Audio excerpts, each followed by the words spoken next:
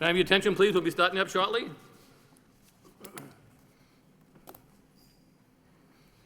Good evening, and welcome to the Lowell Planning Board for Thursday, September 21st, 2017. We do have one public hearing tonight on the agenda, but before we get started with that, I first want to welcome our new alternate member, Jordan Guys. We want to welcome him and wish him well on his services here in the city. Congratulations, Jordan. We wish you well. Also want to, Mr. Snetsky has been amended from our alternate member to a full board member, so congratulations on that, Dick. We wish you well on that. And I want to thank, on behalf of the board, I want to thank Mr. Joe Boyle, who was with us for the last 5 years of service on the planning board. Joe did an excellent job, was always prepared and worked very hard due to the fact that he worked here in planning and development years ago when I was on the board as well, and we had a lot of good input from Joe. So we wish him the best and wish him well. So, having that said, moving along for the public hearing, site plan review, 1857.1 Middlesex Street. The applicant has submitted by Commonwealth LLC for site plan approval for a project located at the above listed address. The applicant proposes to amend an existing site plan review approval to allow for an expansion in the number of grades K through 8 to K through 12, an expansion in the number of students to 1,200. The applicant is seeking site plan review under section 11.4 of the City of Lowell Zoning Ordinance. The proponent intends to expand the existing site, incorporating existing buildings, which includes a 92,778 square foot addition. The subject property is located in suburban mixed-use zoning district. May we hear from the applicant, please?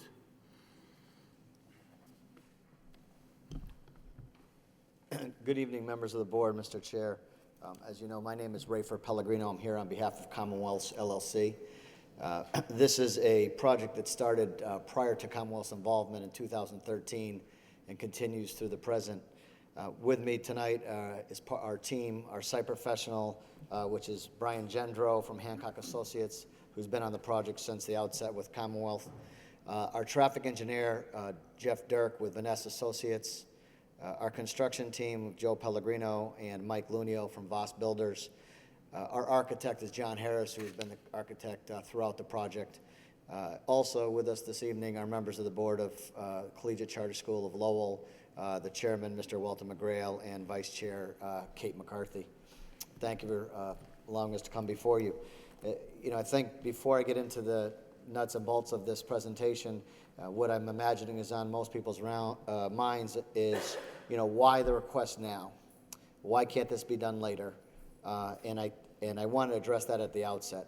The simple reality of it is the Collegiate Charter School was granted a charter by the Commonwealth of Massachusetts from K to 12.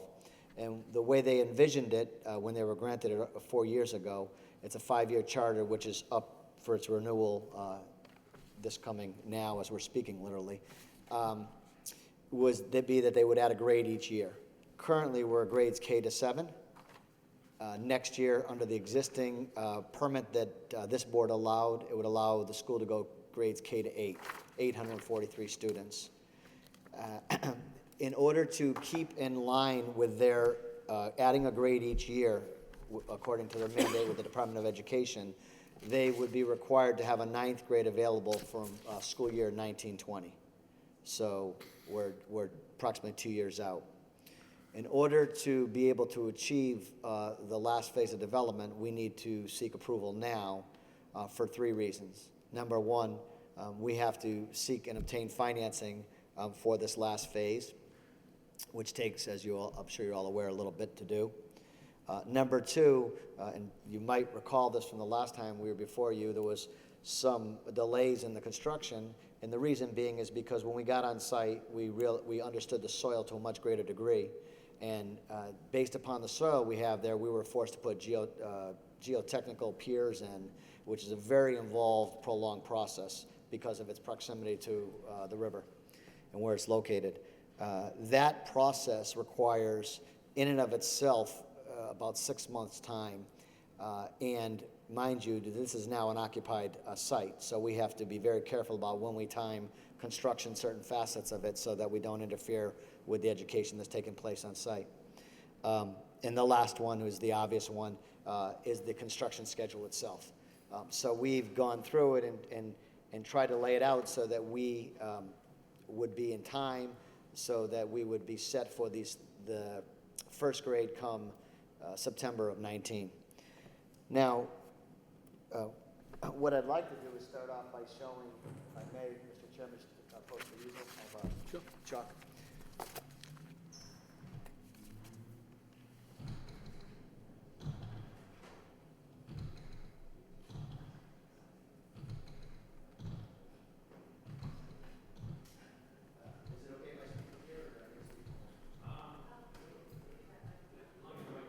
Thank you. So just to orient everybody with the site and those who maybe aren't as familiar, this would be Middlesex Street along here. This is a one-way entrance coming into Middlesex Street. The property is set back from Middle Street quite a way. There, as we know, there's some residential properties along here, condominiums on both sides. This is the one-way exit over here on this side. So the traffic flows in this way. There's some queuing here. This is not necessarily to replicate any particular thing I'm going to represent you today. It's just demonstrative to show you essentially how the traffic flow queuing works. And there are two lanes in here. We have a bus lane and a car lane, and then pedestrian crosswalks, parking along here. Everything here is what currently exists now. So this is under the permit that was previously granted. This is K-8, a similar, approximately the same square footage, with a 4-story building right here. The proposed addition that we propose would be to add to it here, which would be a 4-story building, encompassing a kitchen expansion, a cafeteria, a gymnasium, which they'll need for the higher grades, and then classrooms and various administrative space for the top 2 floors. So it's integrated, meaning it's developed into the building, so it would be a contiguous property. I'm just going to grab a couple more chalks.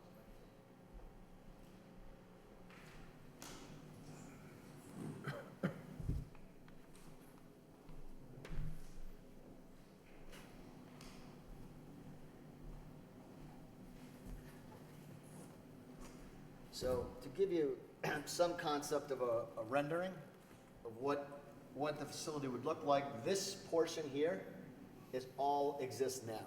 So this is the portion that I just demonstrated to you. This would be the new addition. So as you see, it's a continuous height across and ties in nicely. And you may recall at the very first time up here before the board, I talked about a master plan, and obviously we knew it was premature at that time. And this is following in those, in that light. This would be new parking. This does not exist over here. And this would be to accommodate the upper school expansion, if it were allowed. This next one gives you just a little different perspective, so you can kind of see from a different angle coming down. This would be the high school, so you're looking at the side down to the front. And the last one, and I can put these, line them up in front so you can, see them as we discuss this. This last one gives you just kind of a more panoramic view. This is where the main entrance is to the school, Collegiate Charter School of Lowell, and this gives you kind of a flow. And as you see, we ended up developing the solar. This is a solar green building in the sense that we have solar that helps power the electricity for it. So this is more of an actual view of it. So I don't think I need to leave. I'm going to put these along the front. I'll leave this plan up here, and if I can, I'll return to the microphone.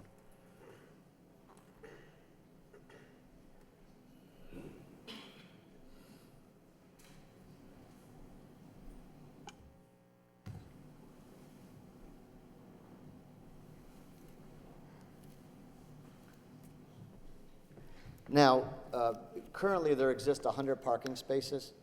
So this would be an increase of 90 parking spaces for a total of 190 parking spaces. The grades that we're seeking to increase would be 9 through 12. Currently, the permit allows K through 8. And the increase in number of students would be 357 students.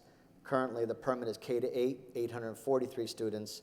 The charter that was allowed is 1,200 students, K to 12. So it would be an additional 4 days, 4 grades, 357 students it would accommodate. We've discussed the cafeteria and the gymnasium, so while you look at the size of the structure, at first you're thinking 92,000 square feet. Mind you, a big chunk of that is gymnasium, cafeteria, and kitchen. Currently, we have grades K to 7 at the site, which is 747 students. And that's an increase from last year to this year, and then there will be an increase each year. And I'm just going to give you those numbers, and I provided a chart to Ms. McCall, which I believe may have been circulated, but if it's not, I'll take 1 second and go through it with you. So the anticipated enrollment under the current permit would take us through next year, 18-19, which would be K to 8, and that would be 843 students. That would be a 96 student increase from this year, this school year, 17-18. I know a few of you are looking for that. Do you have that chart, or you got, okay. So if you all have it, I won't spend too much on time.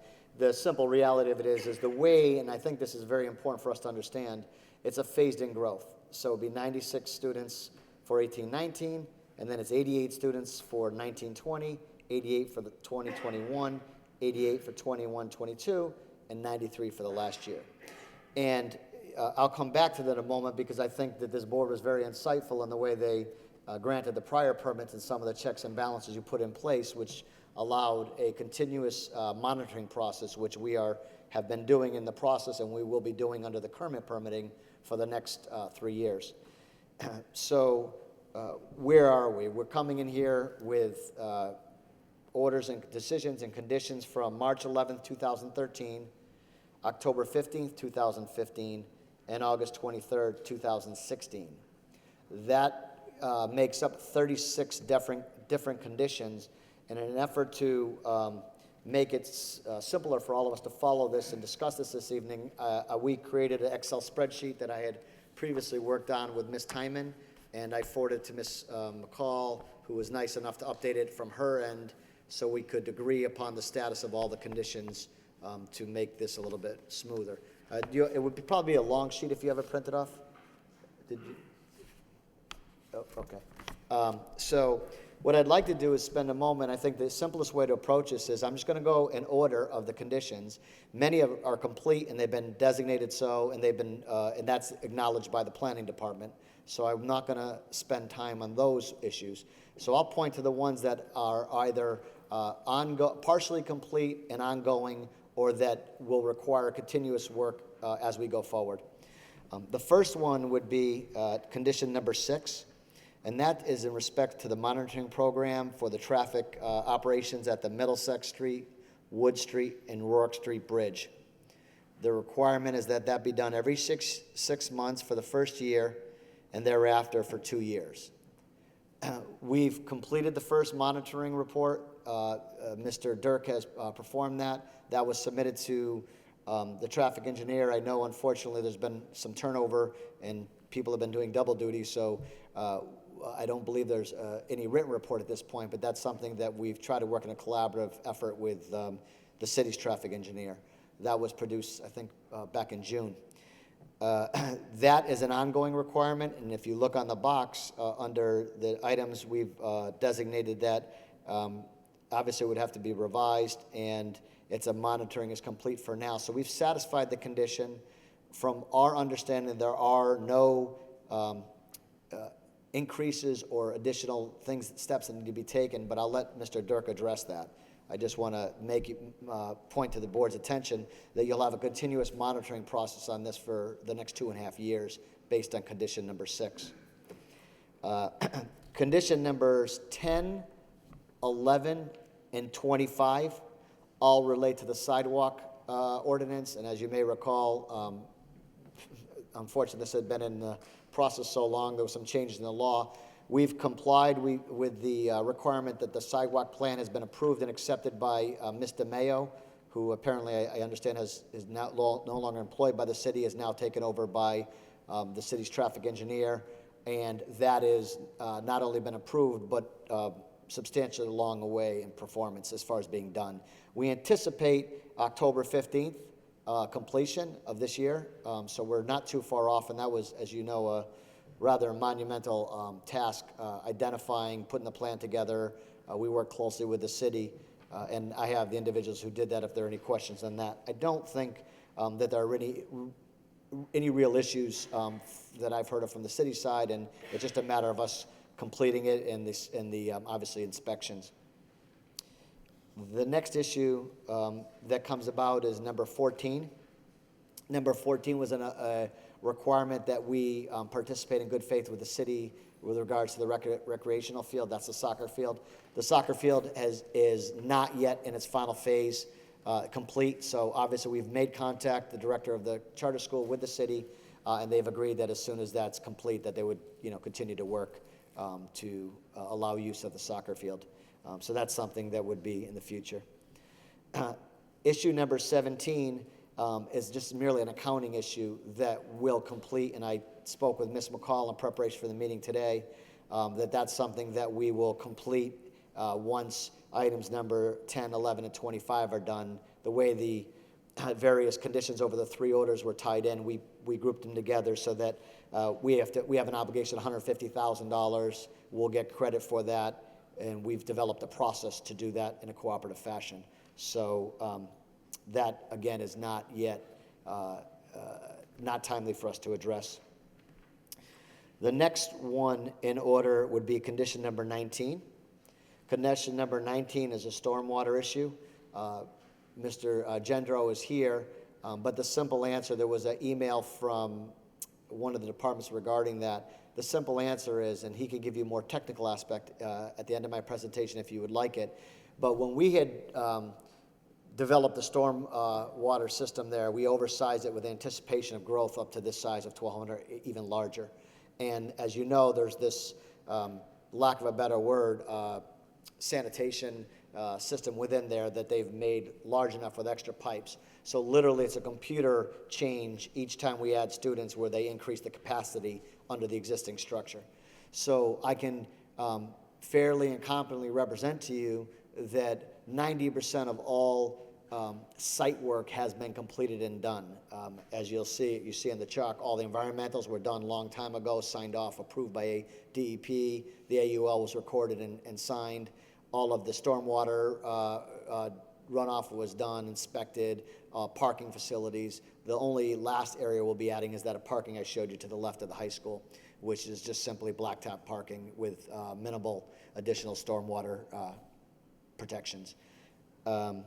With respect to item number 20, emergency access road, if you'll, and this may be a little difficult.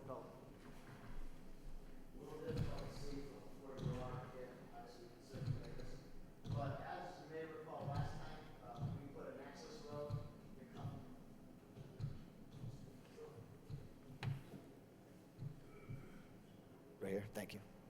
Sorry. We put an access road in here that we work with the fire department, was approved last time to make sure they had access. Again, they did the same thing this time with a larger road coming back through here. So you have access to both sides of this building, can be approached from both sides, and the building, all buildings can pretty much be approached almost, I can't say 360 degrees because the interior we can't, but obviously the exteriors. So you have complete flow all the way around. We've had our site professional meet with the fire department. This is in line with their thinking. There was a question in regard to where the trash pickups would be and drop-offs. You'll see on the plan identified as the trash where the the pads are and the fencing. And we'll let, if the board would like more information on it, Mr. Gendro can approach it, but I can tell you briefly, this road is large enough, the large fire truck has the ability to turn around. We've spoken with our trash companies. They have absolutely no concerns about coming in and turning, picking up, and going out. And Mr. Gendro can give you more specifics on that.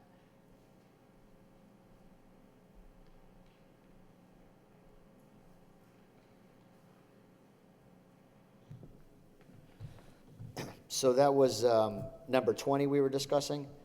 Item number 21 is the amendment for student grades and student increase, and that's the chart that I provided Ms. McCall, and all it is give you the staging, and just FYI, that's the enrollment a data accepted by the Department of Education, which the school is mandated to follow that number of students each year. Number 24 is the next one, and that is in regards to retiming some traffic lights that we have paid for, and it's been complete. The RSA, the road safety audit, we've submitted that to the departments. They've have been evaluating and working with our professional, Mr. Dirk. We recognize that's our obligation to do, and at such time as if there's any need for timing change, obviously we'll address that. So we've done everything we can do on our side at this point, and we understand it takes some time for the traffic department for the city to coordinate with Mass DOT and come back on that timing issue. And I'm sure Mr. Dirk will touch on that in his presentation. The next one is item number 28. Item 28 is a significant issue for us, and it is something that we are going to ask that it be amended. You'll notice of the 36 conditions, this is the only condition that we'll ask for an amendment to. We, in good faith, we've tried to comply with every single condition, and I believe we have to date. Item number 28, if you may recall, was a kind of a last-minute addition as a condition when we came in 16, and the concept, rightfully so, was okay, we're going to have people in the AM entering and the PM exiting. It might make some sense as we start this to put police officers there. Obviously, I was concerned at the time with the cost of it, and concerned that it was up to the, you had said the the police chief could unilaterally do away with that issue. The cost, so the board's aware, it's $50 per hour, minimum of 4 hours, $200 per officer. There's 2 officers required for the morning, 2 officers for the afternoon.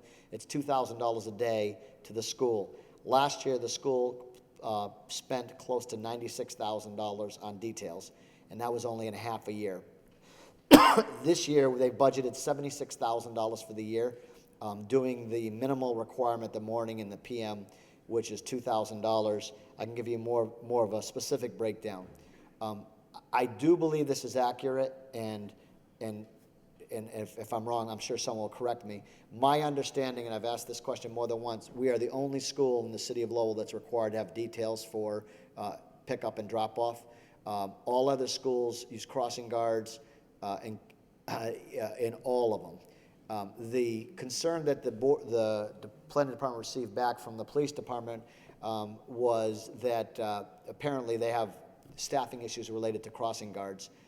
We have no problem with hiring private crossing guards and paying for that cost. Obviously, it's going to be substantially less cost than the $2,000 a day cost.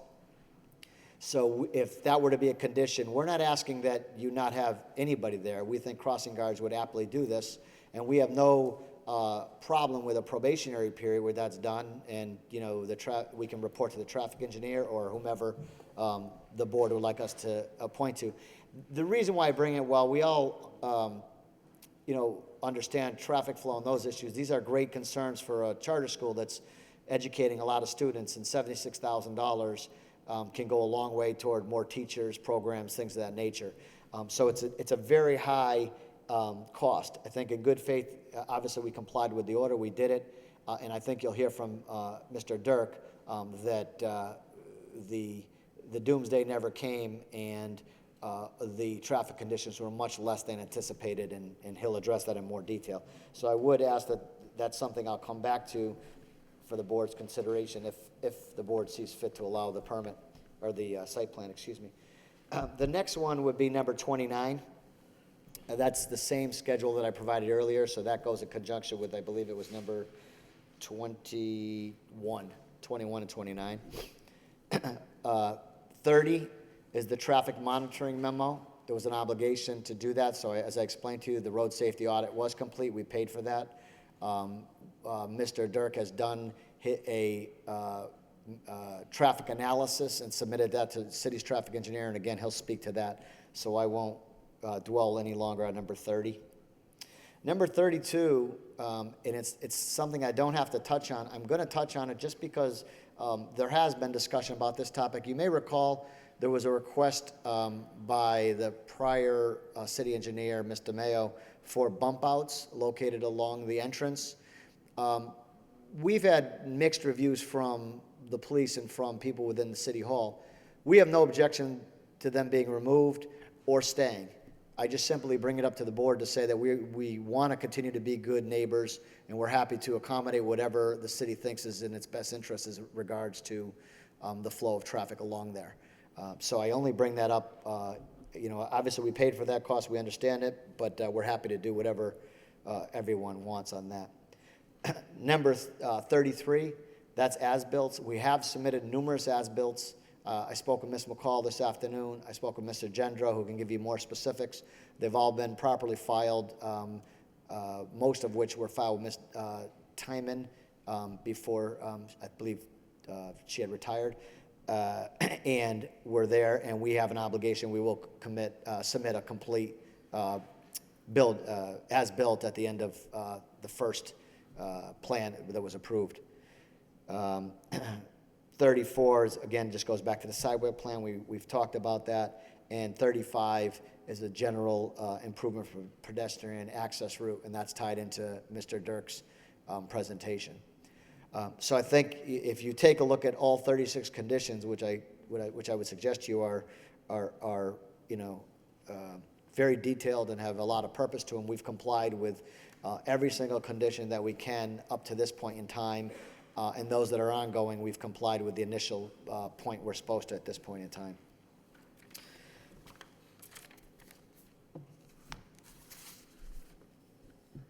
Only a couple more comments. So what I'd like to do is allow Mr. Dirk to make a presentation on traffic, and then just take 2 more minutes of your time after that, and I can address any specific concerns you may have. I'm happy to discuss the building, structure, height, anything of that nature you have. I'm happy to discuss any of the particular site plans. As you're aware, again, 90% of the site's already been constructed and is done. So it's a less than 2-acre area we're dealing with in the corner.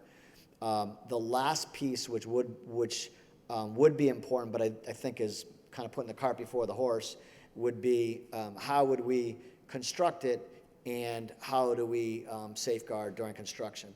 So we've had preliminary meetings with the building inspector. Our construction team sat down. They went through various phasing options. There was a email that came in today from Mr. Cady, I believe, talking about the various requirements. We plan on satisfying all of those requirements, basically outlining all the different ordinance requirements or what have you. And we have no problem complying with those and having a complete team meeting, much like we did in the past. Our anticipation, and the reason why I think this project lends itself to approval at this time, is for this simple reason. The board already has safeguards in place that require us to come back and deal with any problems associated with traffic flow or traffic issues for the next 2.5 years. That's already in your conditions, and it's already there. This is not a site where you're going to see the next day a large onslaught increase of people. And actually, it lends itself very nicely because we have a staggered increase of about 88 students each year going forward until capacity. So both the city, the school, and this board will have an ability to address if there are any deficiencies or any problems, they'll be able to address that. In preparation for today, we reached out and met with worked with the Highland Civic Association, and I am authorized to make the representation today that they have no formal opposition to this increase. The chairperson is Nancy Judge, and that's confirmed with Ms. McCall. Their only comment is, as always, traffic has been their concern, but they have no opposition to this expansion in regards to that. Just going back to the staggered increase, I think it lends itself nicely to, for lack of a better way, a policing effort so that we can continue to work with the town and the engineering department to make sure, as we systematically take these improvements for the Rourke Bridge and things of that nature, that any improvements each time we come back with the 6-month report for the first 2.5 years, there'll be a dialogue between Mr. Dirk and the city's engineer in regards to any improvements that may or may not have to be made. So I won't take any more of your time unless you have specific questions before I introduce Mr. Dirk. Okay.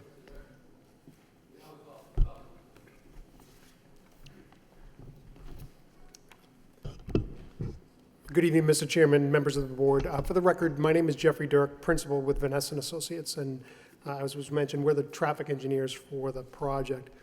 So I have a brief PowerPoint presentation that summarizes the findings of a detailed traffic study that we had done.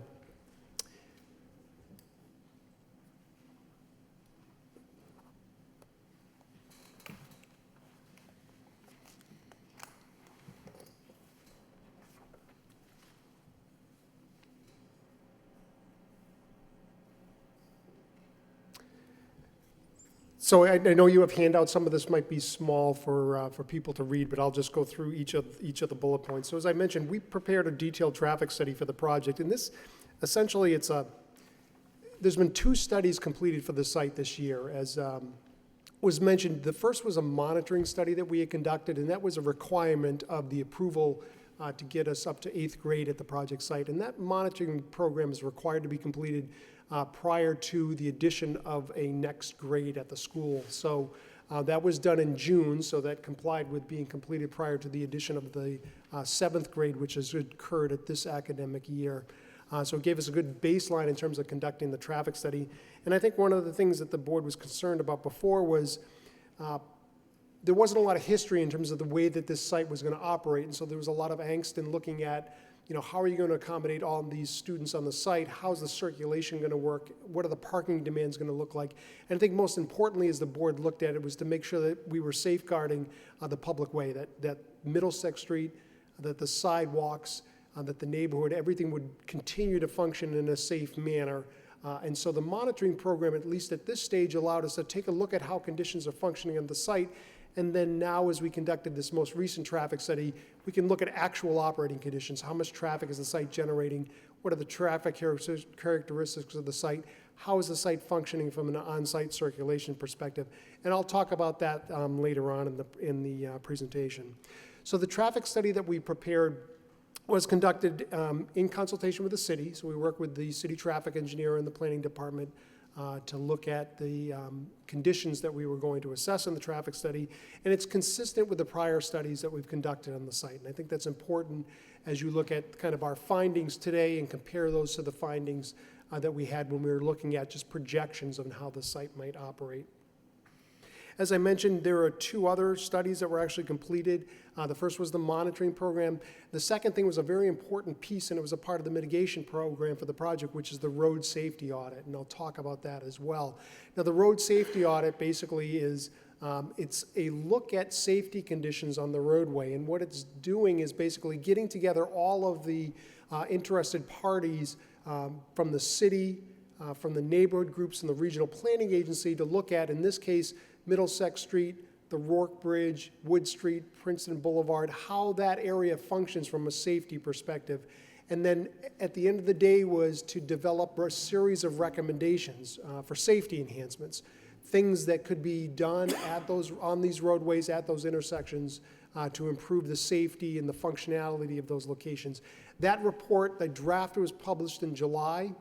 The final report was issued last month, so in August, with all of the findings. Those findings were submitted to the city as well as to the Department of Transportation. So now there's a list of items to be completed at those locations, and they range from high cost to low cost, high impact in terms of how they would address safety to low impact. So what it does is it gives us kind of a series of measures or a checklist so that we can look at types of improvements that should be done. And as this board looks at projects in that area, it also gives you kind of a checklist to work with city staff and saying, what's appropriate for this developer of a certain project to implement at those locations. So it's a kind of a good starting point for looking at mitigation measures at those locations. So in terms of the findings of the traffic study, and I just want to be careful in this bullet point here. So what we found is we expand up to 12th grade.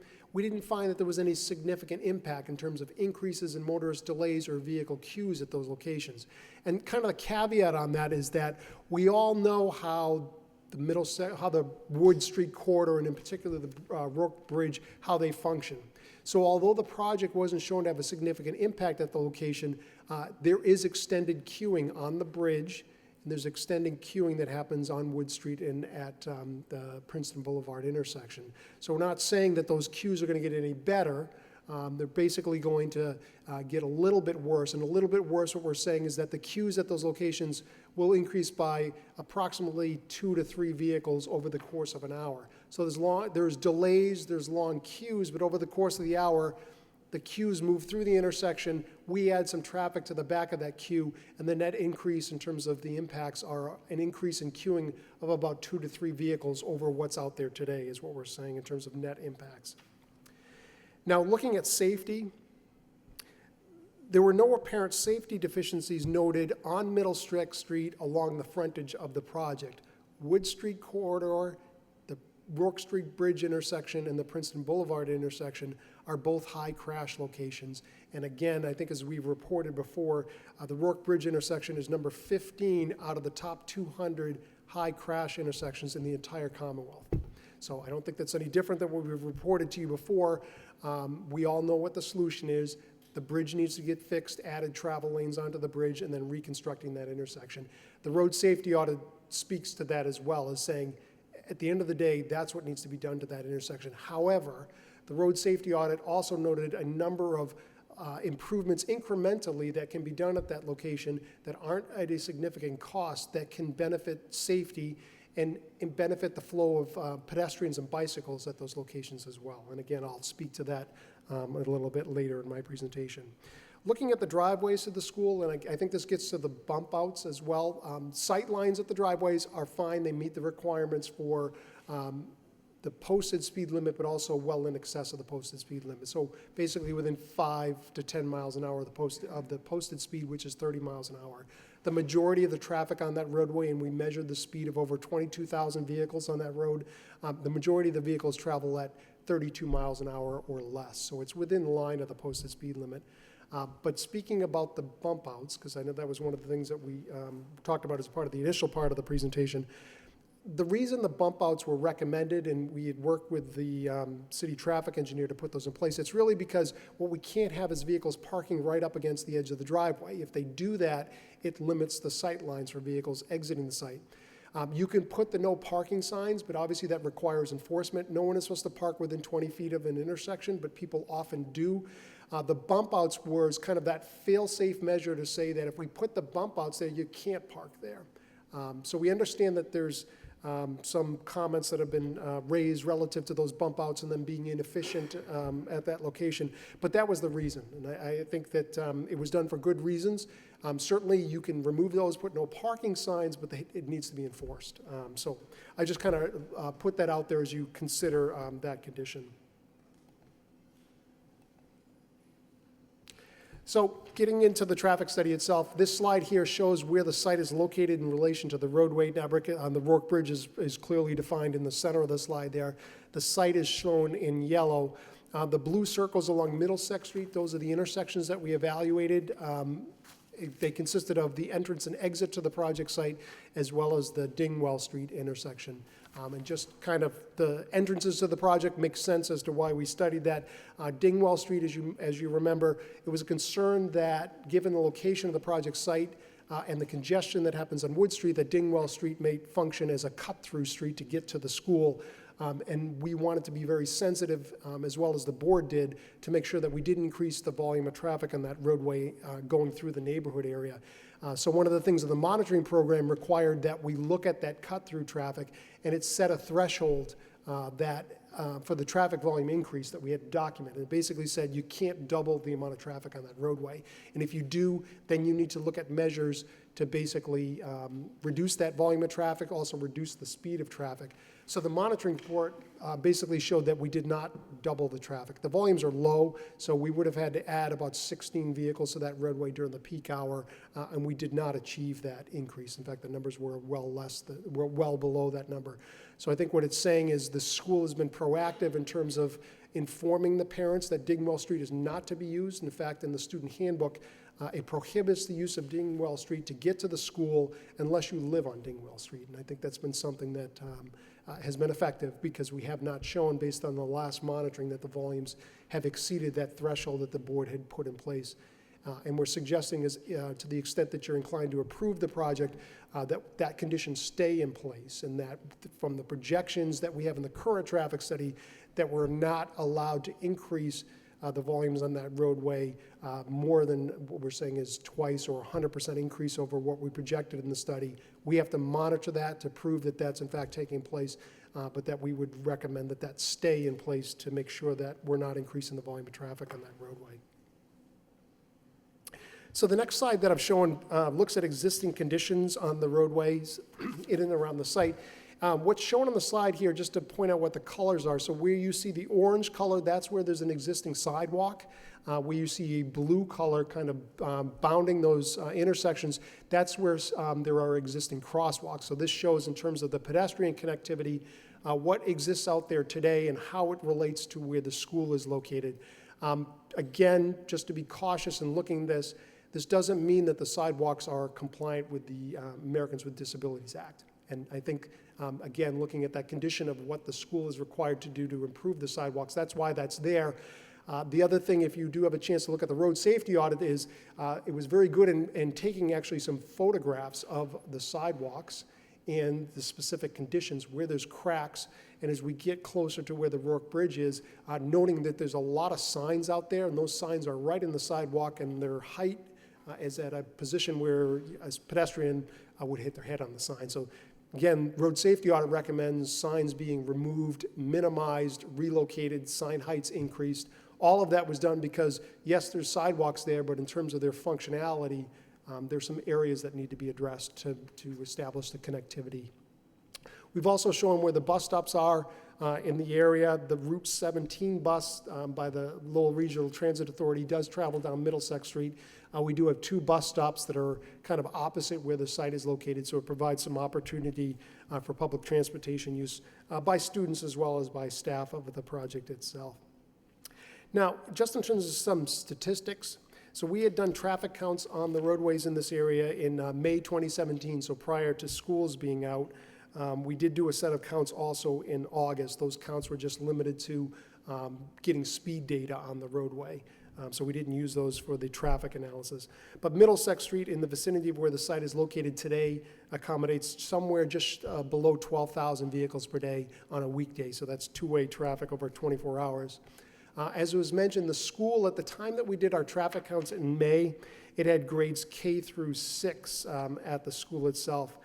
And I believe that the K through 6 program, in terms of the number of students that were on the campus, was somewhere around 683 students, if I've got that right. So in May, when we did our traffic counts, there were 683 students, K through 12. The school itself, during the peak hours, it generated about 312 trips in the morning, so that's in and out, and 314 in the evening. So that's the total traffic volume that was associated K through 6, and as I mentioned, 683 students at the school. That number is below the projections we had for the site. We actually had estimated significantly more traffic than that. As I get to the traffic management plan, I'll kind of explain why that is, but basically, the school has been very successful in working with the transportation department for the Lowell Public Schools to get the children to ride the buses. There's 11 buses that come to the school today, and the majority of the children that arrive there are using the buses. So that keeps the traffic numbers down, which has been a benefit in terms of the way that the site circulates. And I think that's why what you're seeing is, even from the neighborhood's perspective, there's no off-site impacts, especially with having the traffic control officer out there today. Basically, the traffic gets into the site. It's stored within the site. It doesn't impede the flow of vehicles entering the site. And then it exits the project site and doesn't cause undue delays or congestion. So I think that's really what we found as a part of the monitoring study, and I think that's what the neighborhood has experienced as well, and that's why I think you've heard some of the comments that they don't have an objection in terms of the way the site has been functioning today. Certainly if there were issues, we'd hear about that. As a part of the traffic study, we also looked at pedestrian and bicycle counts in the area. So May, under favorable conditions, We looked at the way that pedestrians are using the roadway, again, from a safety perspective. In the morning peak hour, the pedestrian volumes aren't very high, 10 to 15 pedestrians maximum at any of the crossings. The majority of the pedestrian activity occurs in the vicinity of the school. So again, children walking to and from the school, and that's where we found where a lot of that activity took place in the morning. In the evening, the activity is closer to the Wood Street intersection. You've got about 30 to 35 pedestrians crossing at either one of the two intersections along Wood Street. So a lot of that activity in the evening is more focused towards the signalized intersections. Bicycle volumes are very, very low. We found generally in terms of two-way bicycle traffic on any of these roadways is somewhere, around 5 to 7 bicyclists on the roadway during the peak hours. So it wasn't a large amount of bicycle activity. Again, that kind of speaks to the fact that we have a lot of traffic on these roadways. The congestion that happens along the Wood Street corridor is just not something, even though bicycles can use the roadways, in terms of the level of comfort, that's why you see those numbers not as high as I think we would all like them to be. Crash data I've already talked about. We, other than the two intersections along Wood Street, there was not a significance in terms of the number of crashes that were happening, relatively low incidence of motor vehicle crashes in the area. In fact, where the school driveways are located, over a 5-year period, the number of crashes was somewhere on average about 1 to 2 vehicles or less. After the school is open, we'd actually seen, I think primarily because of some of the traffic control that happens in that area, the number of crashes was down in 0 to 1 over the course of a year. In fact, as we looked at 2014, there were no crashes at the entrance. As we looked over at the exit driveway over the there was, I think, 1 or 2 crashes over the course of an entire year at the location. So it speaks to low crash incidents in the vicinity of the school, where the school is located. So just looking at our future traffic volume projections, we are required by the state to look at a 7-year planning horizon. So our existing condition was the year 2017. We need to project all of those existing conditions I just spoke about to the year 2024. We work with the city to determine what those conditions may look like. So not only the city, but the Northern Middlesex Council of Governments as well, to get some information. And so what they've identified for us in terms of looking at the future projection was a growth rate of 0.5% per year. So that's a compounded annual growth rate that we apply to those existing traffic numbers. So we take our 2017 counts, we grow them 0.5% per year for 7 years.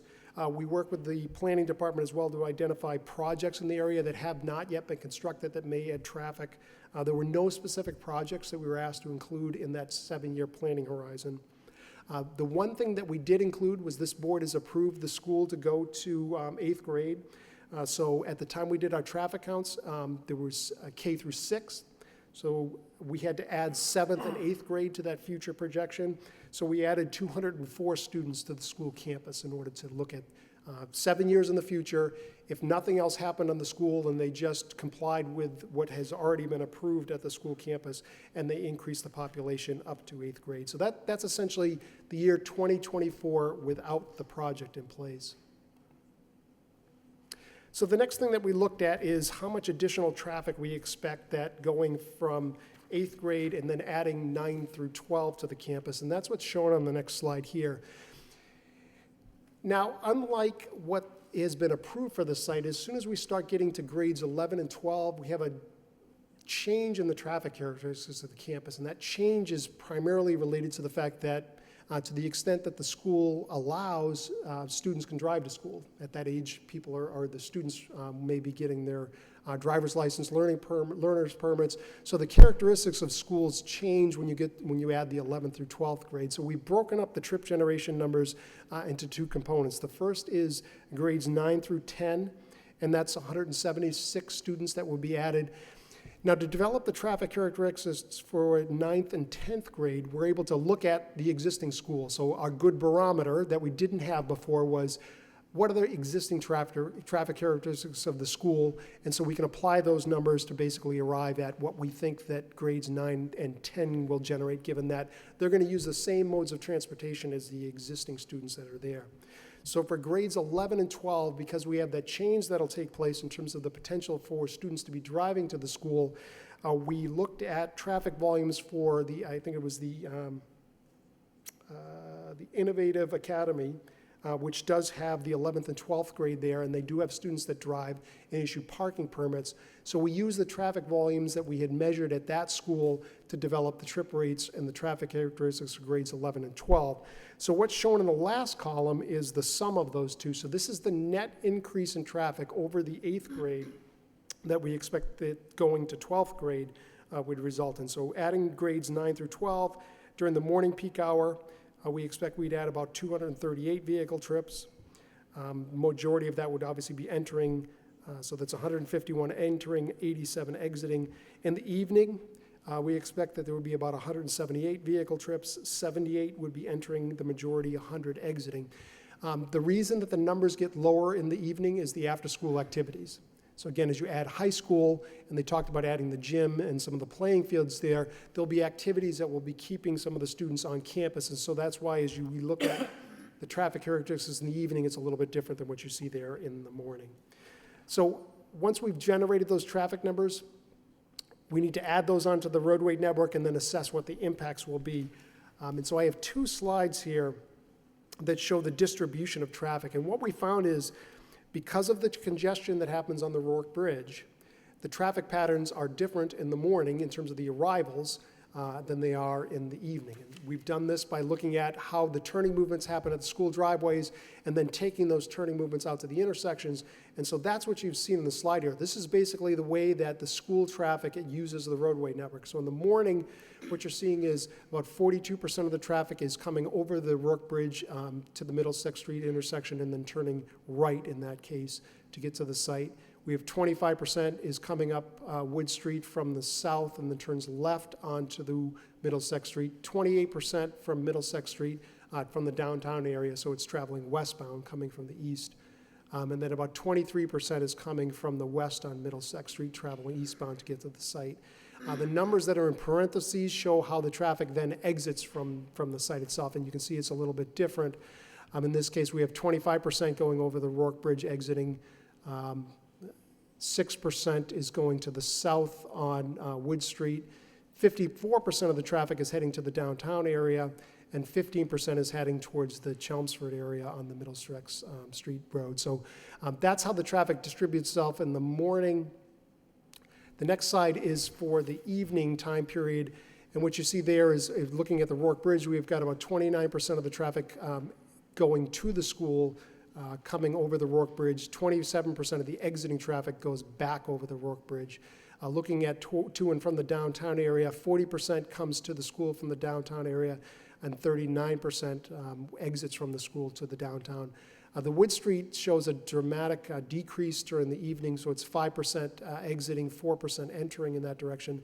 And then looking towards the Chelmsford side, 29% exits towards Chelmsford, 25% heads towards the school from the Chelmsford area. And again, this reflects the existing traffic patterns starting at the school driveways and then going out to each of the intersections. And that's how we've assigned the net increase in traffic from the additional grades at the school. So the next slide shows the results in terms of traffic operations at the intersections. And what we've shown on the slide here is that levels of service at each of the intersections that we've studied. And I think as I've presented to you before, the levels of service at an intersection it's a report card of intersection operations. So just like a school report card, it has grades A through F, with A being the best operating conditions, F being an intersection or a specific movement that's at failing condition. And E is considered a movement that's operating at its design capacity, and a D is considered what we consider the limit of acceptable traffic operation. So ideally, we want a location, a traffic movement, an intersection that operates at a D or better is what we want to see at these locations. And as I started my presentation, I want to very much caution you as you look at the C's and D's at the Rourke Bridge and at the Princeton Boulevard intersection, because it's not correct to just look at these letter grades.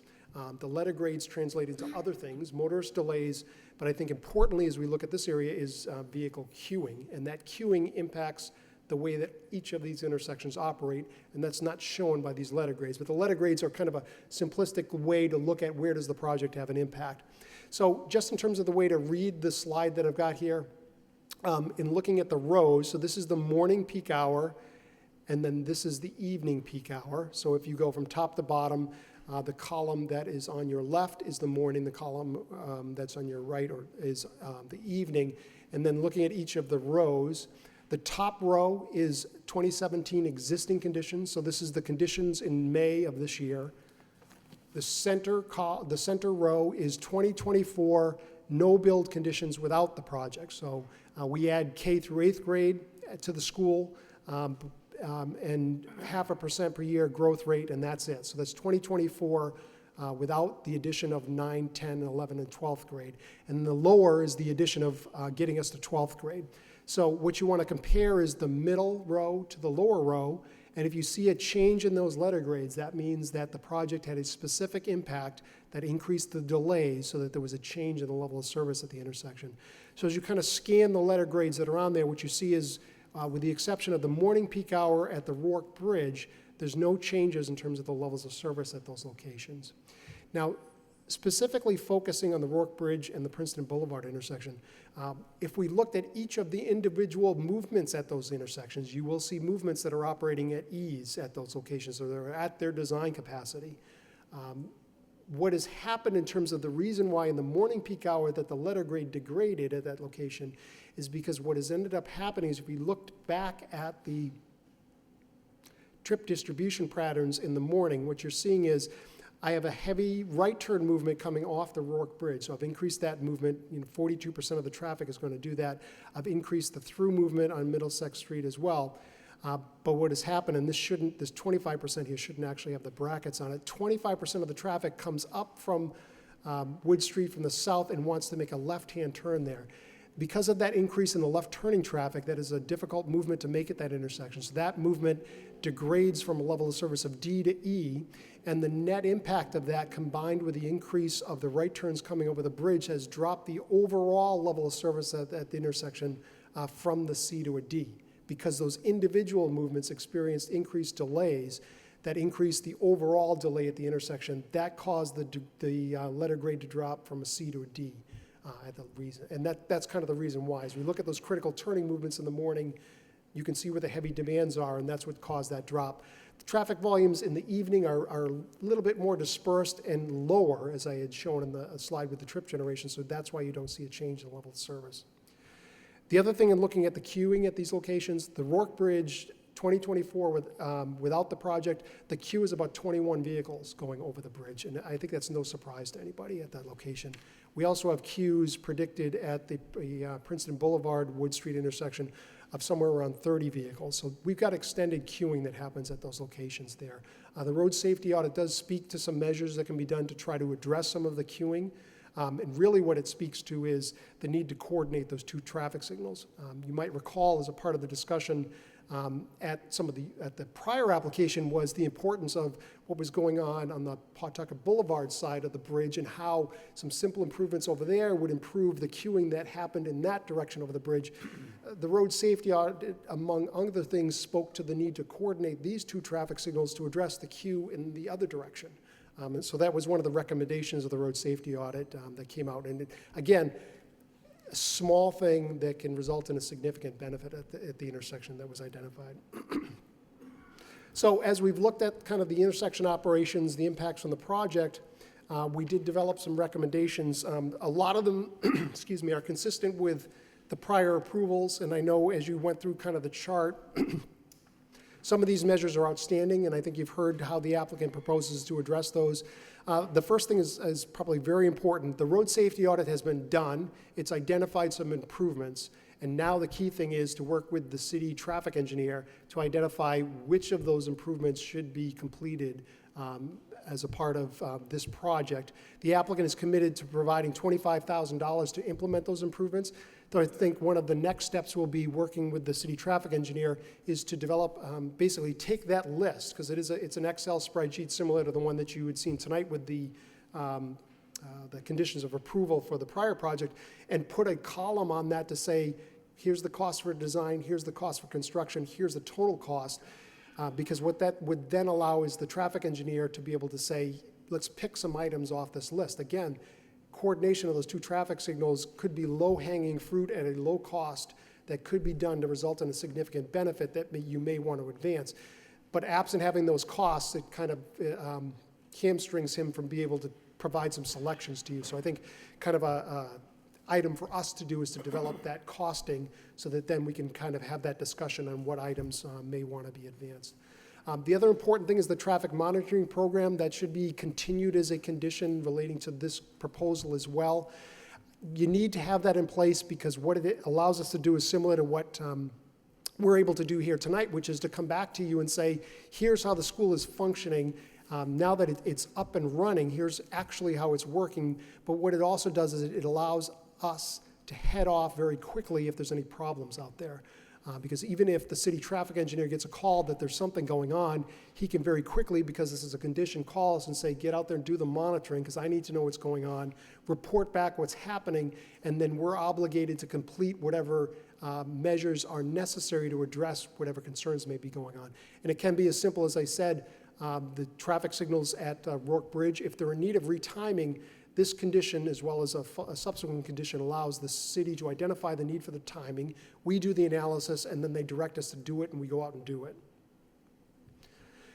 The other thing that the monitoring will do is once some of these road safety items are selected, we're required to go and monitor the Rourke Bridge intersection, the Princeton Boulevard intersection, so then we can actually report to you if the coordination is put in place.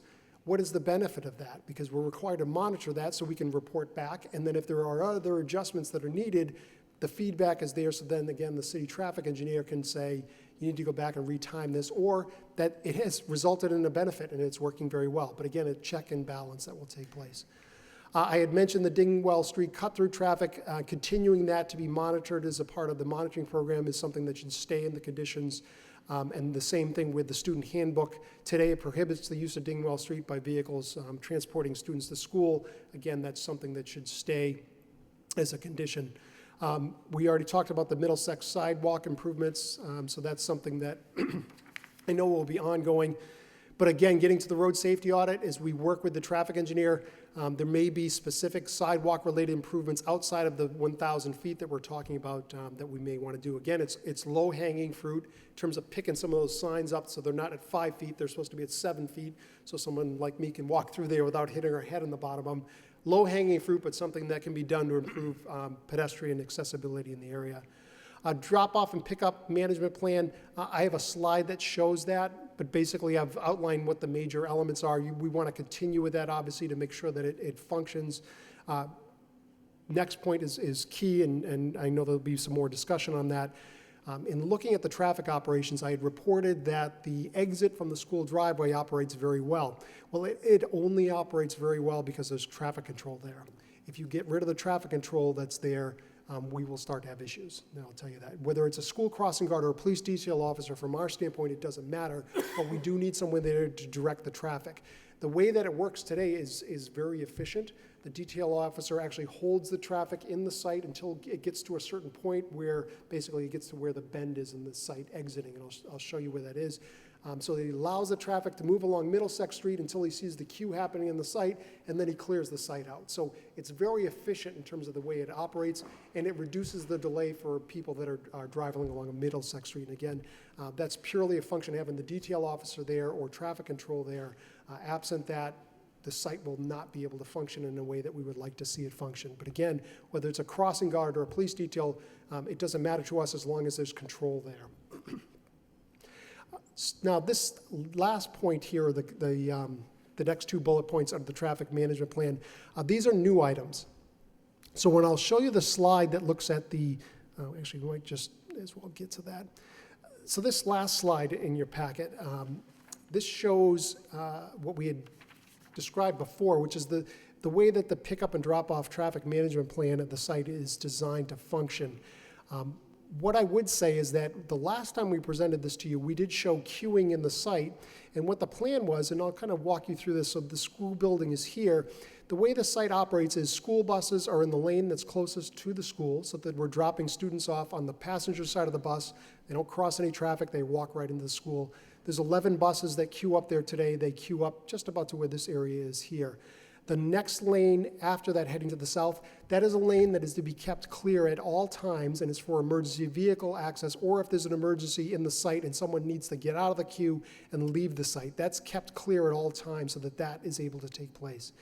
Then there's a raised island that separates those lanes from the school. And then right up against the raised island is where the parents that are dropping off their students queue. And they queue from the end of the island here all the way to the other end of the island, so from the west end or the Chelmsford end to the downtown end. The vehicles queue up there, there's staff controlling that, the students are dropped off again on the passenger side, and then they're escorted, or there's a crosswalk here where they actually are directed to cross and then get into the school building there.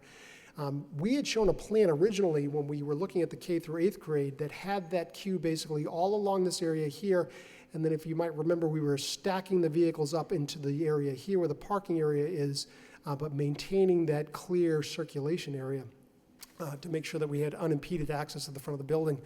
What's actually happening there that we've observed is that queue basically never gets back to the end of the island there. So in the morning, there were 12 vehicles queued up, which didn't get us back to the end of the island. In the evening, there were 12 vehicles queued up to the end of the island, and then they had 4 vehicles that were stacked in this area here. And again, maintaining the free flow along the front of the site, but those vehicles weren't there for any more than 2 to 5 minutes, and then they proceeded along into the drive-through lane. So the site actually functions a lot better than what we had projected in the original traffic analysis, and that reason is that they've got the buses pretty much full at this location here, that they've got a lot of students riding buses, which has reduced the number of parents that are picking up and dropping off, which has improved the traffic flow on the site itself. So that's a good thing. We're expecting that to continue in the future, and it speaks to the fact that this traffic management plan has been adhered to and is functioning in an efficient manner. Now, what I was mentioning is the last 2 bullet points that I had on the traffic management plan, which are new, deal with the high school parking. And I think this gets to one of the things that the board had spoken about early on, which is to making sure that we understand how the site functions. As the staffing increases to accommodate up to 12th grade, there's a need for more staff parking. Now, today with the 6th grade, they've got 100 parking spaces. What we found is about 75 of those parking spaces are occupied. They're primarily occupied by staff. So as they go to 12th grade, there's going to be a need for more parking. You've heard they're going to increase the parking that's available in the site. But what's shown on the slide here is the green is the staff parking based on the staff projections to get to 12th grade. So you see staff parked in the new lot that's over in this area here. We've parked the staff as well on the outside or the south of where the pickup and drop-offs are happening to just kind of reduce some of the backing in and out that happens when the student pickup and drop-offs. We've added staff parking here as well as on the internal area of the parking lot here. The staff projections that we had before are pretty accurate in terms of what we thought the parking demand is going to be, so we think this is pretty accurate in terms of its representation. We've shown that there will be a need to increase the amount of buses. So what we've talked about and what has been discussed with the school department is we'll need to go potentially up to about 17 buses when we get to the point of going up to 12th grade. So that's what's shown on the slide here. We can accommodate that in the site. We've shown the 17 buses actually stacked in the site. And again, we're able to maintain that emergency vehicle access lane through the site. And then we've shown the vehicles that are queued up for pickups and drop-offs in the blue. So you can see if we have as predicted, we'll fill up along the front of the site, and then we will have some queuing that will take place in the parking lot here. So in the end, what this is showing is if everything was to come to fruition as we predicted on the slide here, we only have 15 spaces available for high school student parking. So we've been very careful to say to the school in terms of our recommendation is they're going to need to limit the amount of parking that's available for students on the campus. So a part of the traffic management plan has been designed to address that. That says basically they're going to need to monitor the parking as the school is increased in terms of its grades, and that before any student parking is allowed on the campus, they need to determine what is the availability of parking. Based on that availability of parking, then they could offer parking passes to students, and they would be limited. Again, what we're showing is that could be as low as 15 vehicles on the site. So we've set up a procedure in terms of how that would actually happen. That's in the monitoring program that we've suggested. But what we've stressed to the school is that that's kind of it's an amenity that will be something that may or may not be able to be offered to the students depending on how the management plan happens. Because first and foremost is to make sure that the site operates in a safe manner. Parking for students would be an amenity if we're able to add that based on how the site actually functions. But based on our predictions here, we're able to say at least that they'd have some accommodations for about 15 student parking spaces. And then the last thing on the slide is the traffic monitoring program. So again, the way it's structured right now is the traffic monitoring program is to continue to be completed within 6 months of the start of each school year up to including 8th grade. So that's the way the current condition reads. So again, in this case, the first monitoring was done and delivered to the city in June. So we'll be doing that again next year and the following year up until 8th grade. The monitoring program should continue as we've suggested and as the traffic engineer has approved. It's going to look at all the same intersections. So again, you'll have these benchmarks to be able to check against, looking at pedestrian and bicycle counts, motor vehicle safety, and then parking demands and circulation within the campus as well, just to make sure it's functioning as designed. So that concludes my presentation. I'll be happy to answer any questions you have now or later on. Thank you, sir. Appreciate it very much. Very helpful.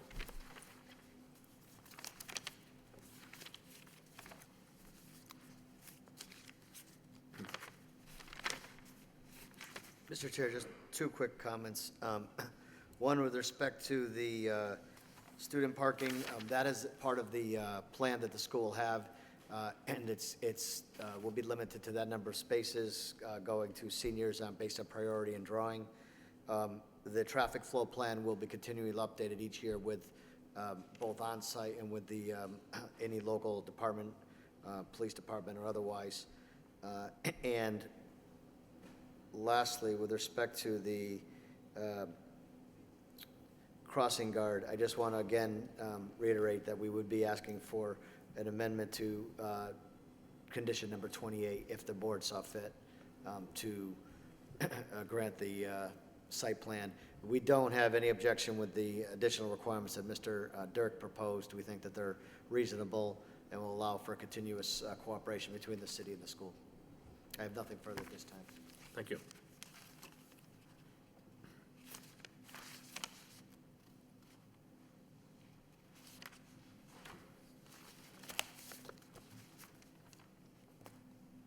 I know we have our own traffic engineer here this evening, so Nick, do you want to respond at this point in time, or do you want me to hear from the public first, or whatever's more convenient for you? Okay, thanks. That way we keep all traffic in. Keep all traffic together. Sure. So while our minds are still fresh. No, I don't. Oh, here's the mouse. All right, so where is it? So it's in Yep. B? This one? Nope, and B. This one? Yep. And how do I make it full screen? Where's the When you button? play, Where? slideshow, I can't read it. up top, left. This one? Yep. From beginning. This one? Yep. All right. It's a good thing Christine's here to show me how to use PowerPoint, otherwise. So, good evening. My name is Nicholas Balsanetto. I'm the interim city engineer, and I'm also the transportation engineer for the city.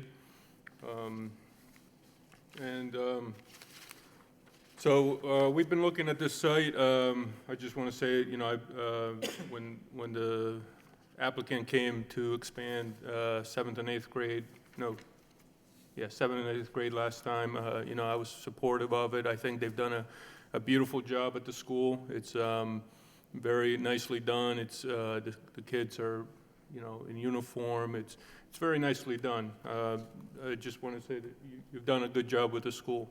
Like Mr. Dirk said, we did do a road safety audit. Tool Design did the audit.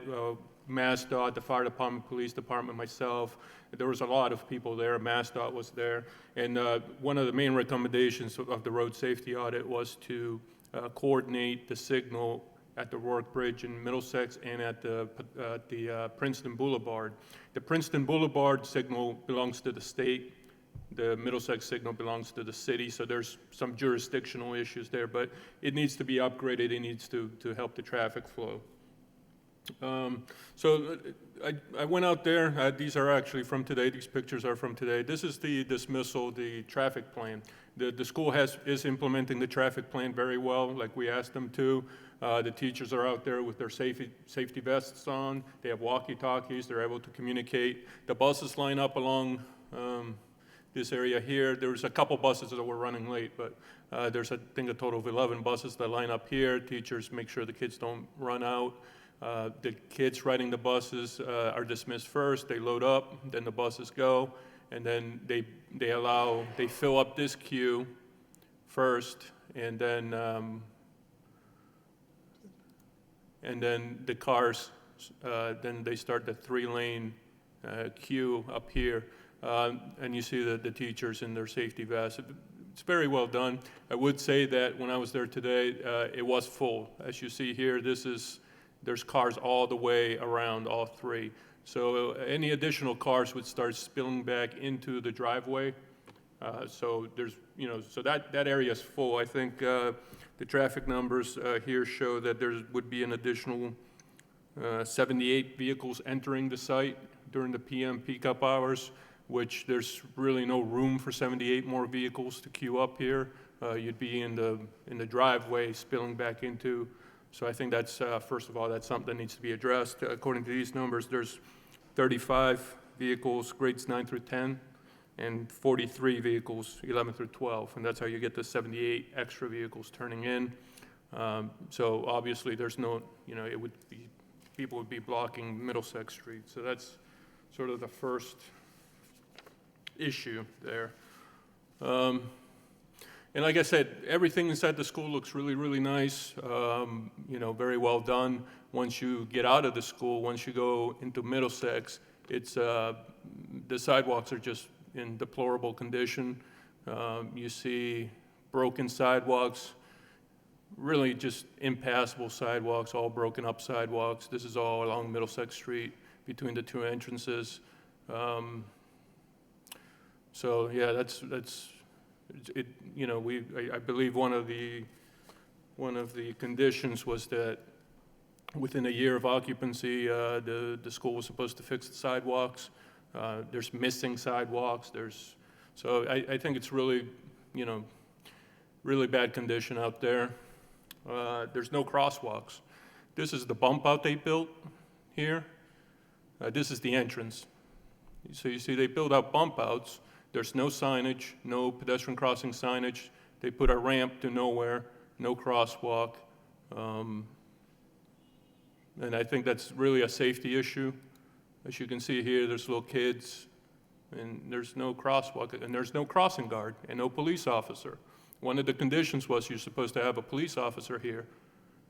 And they got rid of the police officer. I understand it costs a lot of money, but at least a crossing guard needs to be there to help kids cross the road. There was little kids, there was a grandmother walking, and the little kids were running ahead of her, and they didn't see the kids on the other side of the street, and it's not, this is kids you're talking about. They run out into roads, they run across roads, and there's no crossing guard, no signs, no crosswalk, nothing. And it's really, I think it's really not a good condition at all. That should have been done, I think, before the school even opened. And I think it's just, I'm sorry, but I just don't like that.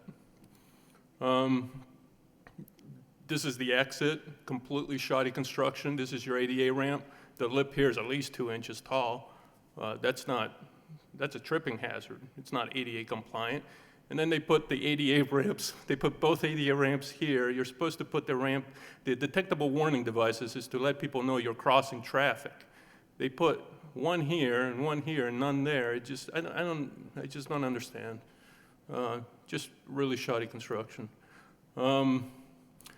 The queues, I'm standing at 3:30 before school lets out. I'm standing at the exit. This is the queue going to the signal. I know they did a lot of traffic studies here and a lot of counting and a lot of modeling, but the model here says that the queue will be four cars, 6 cars, 10 cars. This is like, this is 1,400 feet of queue. I got out before they let the cars go out of the school. It took me 6 minutes and 58 seconds to get through the light. Here the analysis says, 22-second delay, 20. No, it's I think if you go out there, the traffic is just horrendous. The police officer doing the detail, letting the cars out, sometimes he doesn't have anywhere to put the cars. He can't let people out because the queues are just, where are you going to put cars, I think the, I think there's a lot of traffic there. They're anticipating another 100 trips.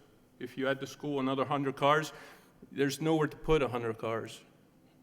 If 71% they say turn left, that's another 71 cars you would have to put in that queue. You just can't even get out. You know, this is once they start letting the buses go, before they let the cars go, like you can see, this queue just stretches and stretches. So, you know, I know a lot of analysis has been done, but, you know, when I walk out there and I see those conditions, the complete lack of any pedestrian safety at all, you know, the trips, it just, you know, it's really disappointing, I think, especially the crosswalk. I think they need to have, the conditions say they need a police officer at that crosswalk. They need to have at least a crossing guard, If not a crossing guard, then you can put up the flashing beacon, you know, those are a little, but you need at least a crossing guard. And at the exit, you need a police officer. A crossing guard cannot direct traffic in that kind of traffic flow. A crossing guards, the police officers get grief because they're stopping cars and everybody's frustrated because they've been waiting there takes 7 minutes to get through the signal. So the police are getting grief. A crossing guard gets even less respect.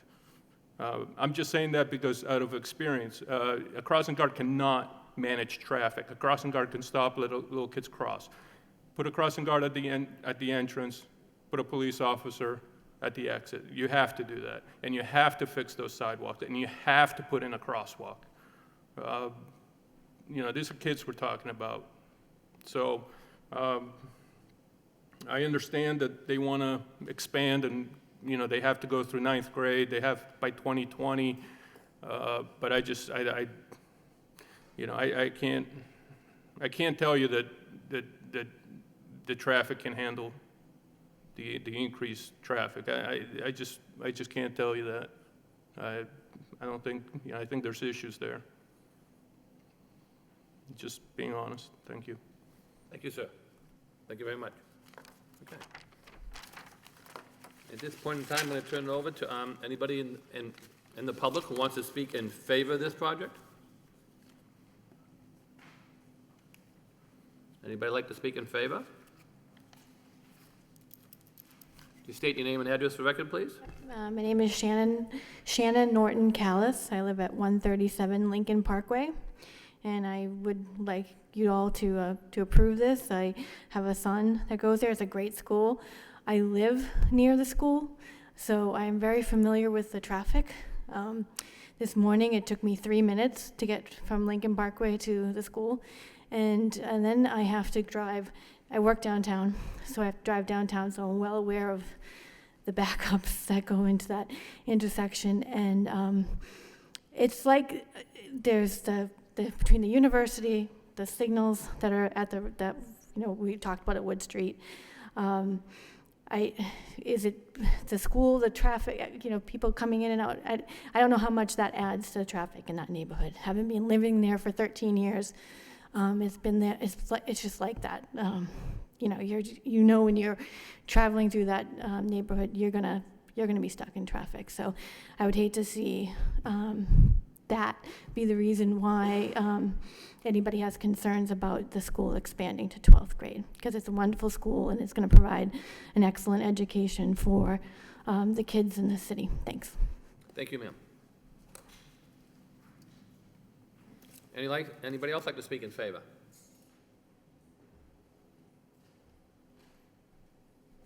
My name is Joyce Andrews, and I live at 42 Long Drive in Dracut. I do, however, work in Lowell at the university. I also lived on Princeton Boulevard for 10 years before I lived to Dracut, so I'm very well aware of all the traffic that happens around Princeton Boulevard, Wood Street, Westford Street, and the Warwick Bridge very well. I actually have a harder time getting through University Ave, getting from University Crossing to the school than I do getting my kids home from school at night. The traffic around University Crossing is, to me, much worse than I ever have to deal with going to the school. And I know the university keeps growing and growing and growing. So are you going to stop the university from growing?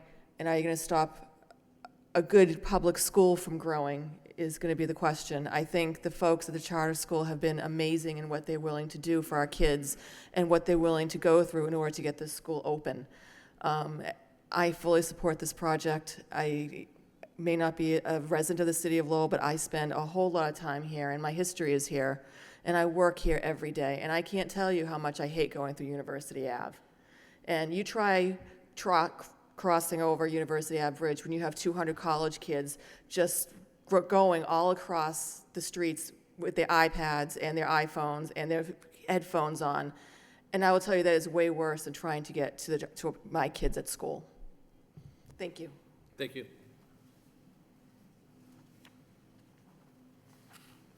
Anybody else like to speak in favor? Anybody else? Anybody else? Okay. At this point in time, anybody want to speak in opposition? In opposition? In opposition? Hearing none at this time? I'll turn it over to any of the board members who have any questions.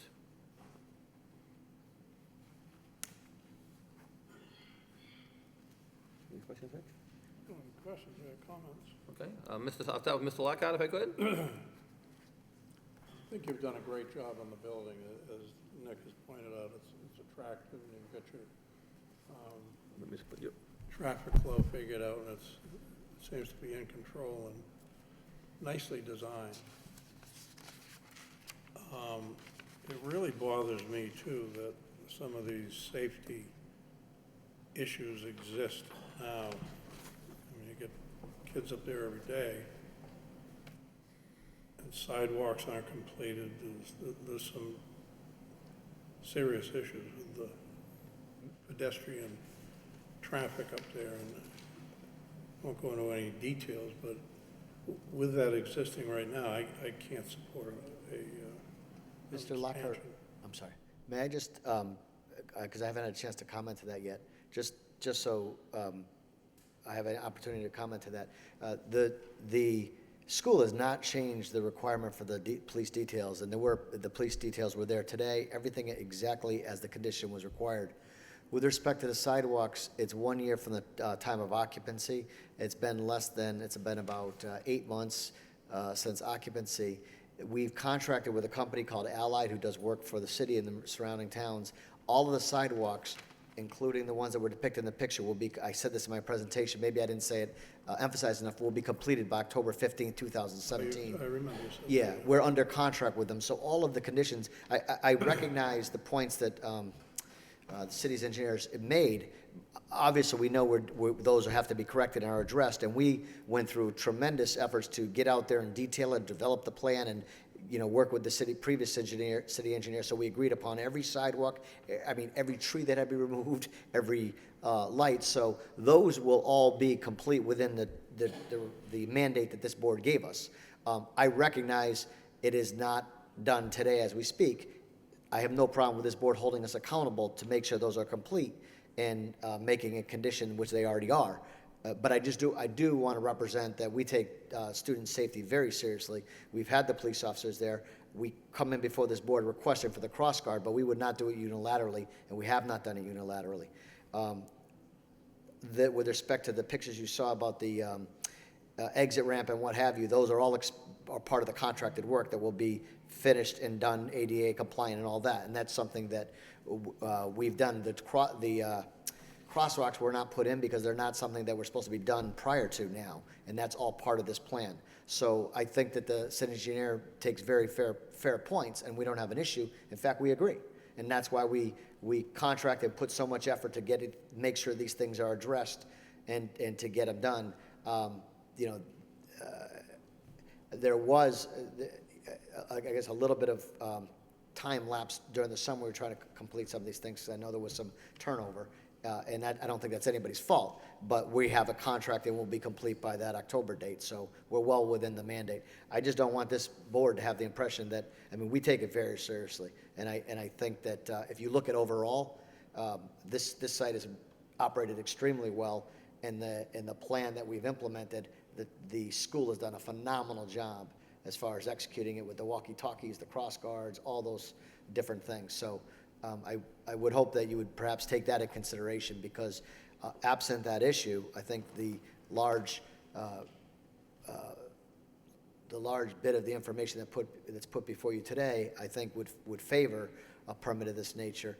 And especially where we have the obligation to continuously come back to the engineering department where they're monitoring us every single, not only every year, but it's actually greater than that. So that, as Mr. Dirk stated in his presentation, there won't be an opportunity for slip up because there'll be an opportunity to address them before anything can transpire.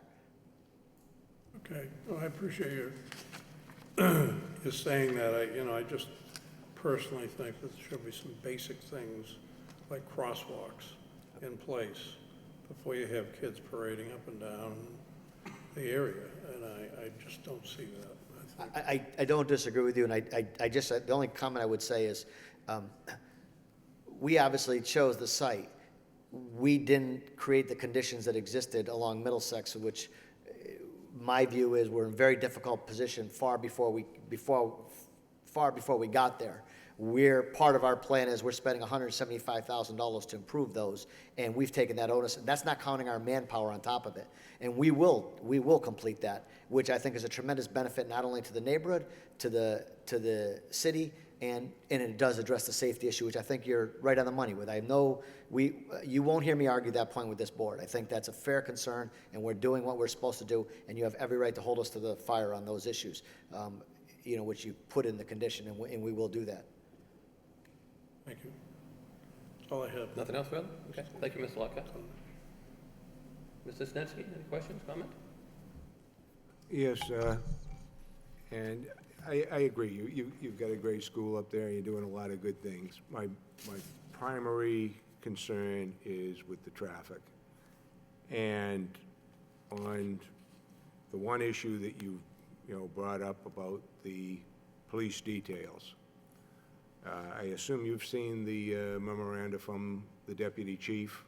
Kelly Richardson, is it? Yes. Yes, I did. I think that it's incumbent upon this board to follow the recommendations of the police department. If at some point in time you can come to an agreement with the police department that they are acceptant of your plan to limit maybe to one detail officer, one crossing guard or whatever, but given that area, we're not talking about crossing children as much as we are controlling traffic. And I think that's the point that the deputy is making, and I concur with it. So I would not be at this point inclined to reduce that requirement unless you can get agreement by the police department. Yeah, I think your sentiment is a fair sentiment, and the way you're expressing it, I agree with. And I think if I couple that along with the comments made by Mr. Lockhart, it may be appropriate to revisit it after the traffic timing issue is coordinated between the state and the local, and the crosswalks and the sidewalks are all implemented. Yeah, we want to be reasonable. We want to do what's right, and the last thing we want to do is have anybody hurt. So, as much it is a big financial number for us, I think that's fair if it's something that perhaps we could, if the board were going to act, if we can revisit it and you leave it so that we can come back. And there may be a time we can work with the police department, they agree to it, or we can revisit it when it's all, if and when it's all done. I don't know if that's 3 months, 3 years, 5 years. I mean, I just don't know, but I think your comment is a fair comment. As much as I'd like to argue with you, I think it's a very reasonable comment. I think it would be irresponsible of us to go against the recommendations. I can't argue with of you our on police that. I think department. that's you articulate it well. So I think, any approval we might give you, I would have to have that remain as a condition. The one other thing that, I would like to mention is, if we were to go ahead and give you the approval to move forward, I would want to see the traffic monitoring plan continue out, at least, once every school year until you've completed your plan, so that we can prove out that the expected impacts bear out with reality. So that, if I recall, that was condition number 6, and what I might suggest, and right now it says 6 months for the first year and then for 2 years thereafter. So maybe change that and make it annual until 2023, which would be the last year of enrollment. And then you would have your annual report. And that's obviously quite a commitment on our side, but if that's what you feel is necessary, I can't argue with that as well. If you don't mind, could I, Nick, would you feel that that would be appropriate? What year until? Would be continuing the monitoring program at least once during the school year through 2023 when they're fully implemented. Yeah, 2023 So sounds that all right. we can have real data and real observation of the true impact of the phasing in of the grades. That sounds successful. I'd like to, that would also be a condition I'd like to, annual monitoring, during the school, at some point during the school year, I say within first 6 months of the school year. So, So say somewhere between, September and March in that timeframe, where we could fine tune that, but, say within the first 6 months during school year, through 2023.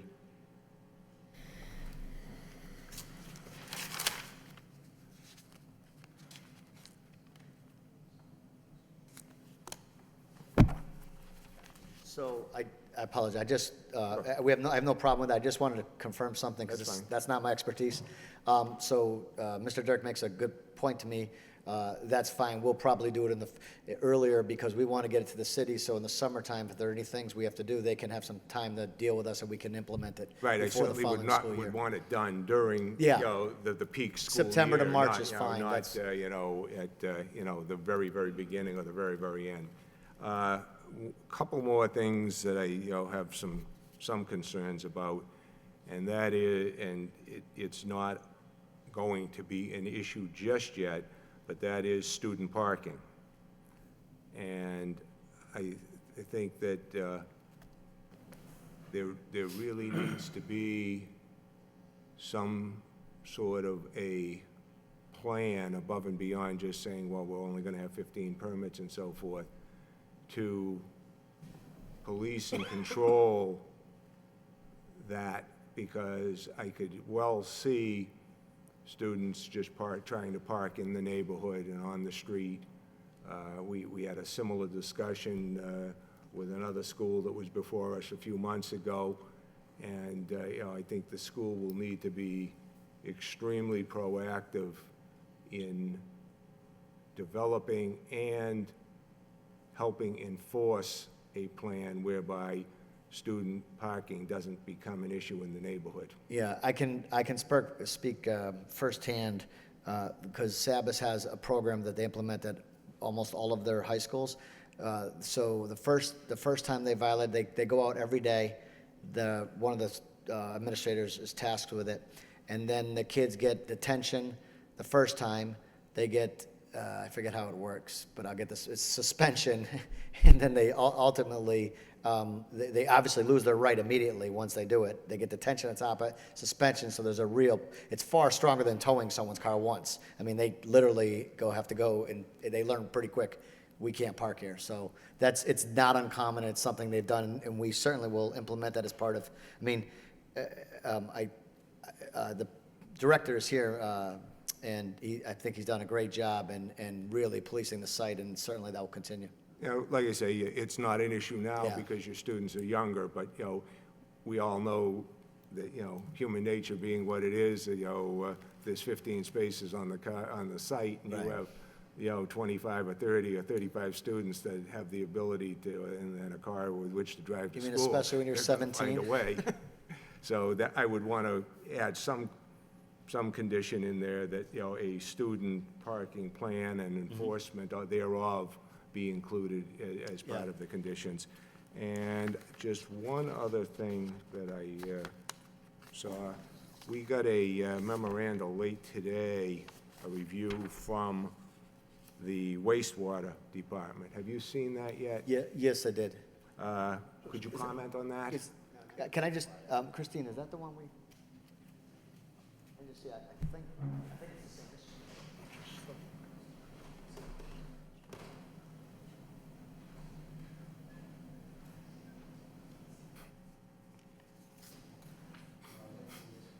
I did see it. I didn't speak with Brian, and just, if you just give us 1 second.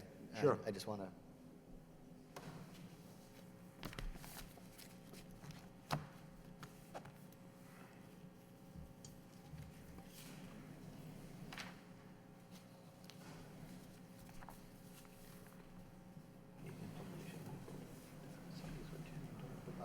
If the,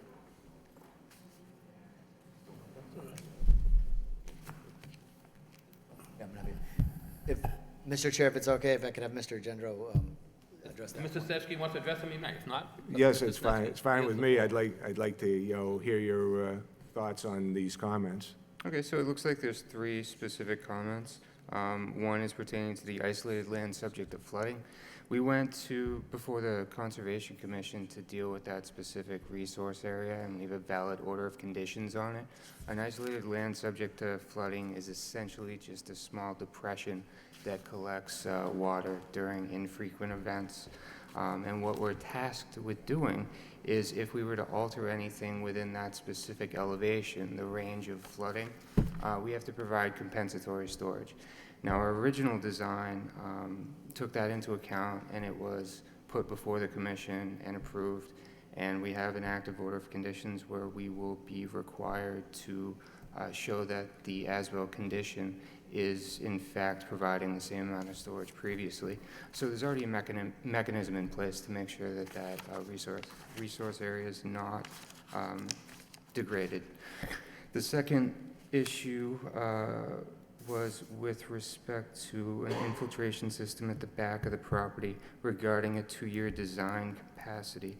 Essentially, we're adhering to all stormwater management standards across the site. What we do is we evaluate the runoff in pre-development conditions and then post-development conditions. And we do that at whatever analysis points where stormwater exits the site. So on this specific property, there's 4. It's the railroad tracks, the eastern and the western abutters, as well as the isolated land subject to flooding. So the infiltration system that was proposed and constructed at the rear of the building showed a reduction in stormwater runoff in the post-development condition from pre-development, from what was already existing. So the systems that are currently in place are fully compliant with the specific regulations, and we've analyzed the 2, the 10, the 100-year events at all of these points of analysis to make sure that we're not harming any of the abutters or creating an issue.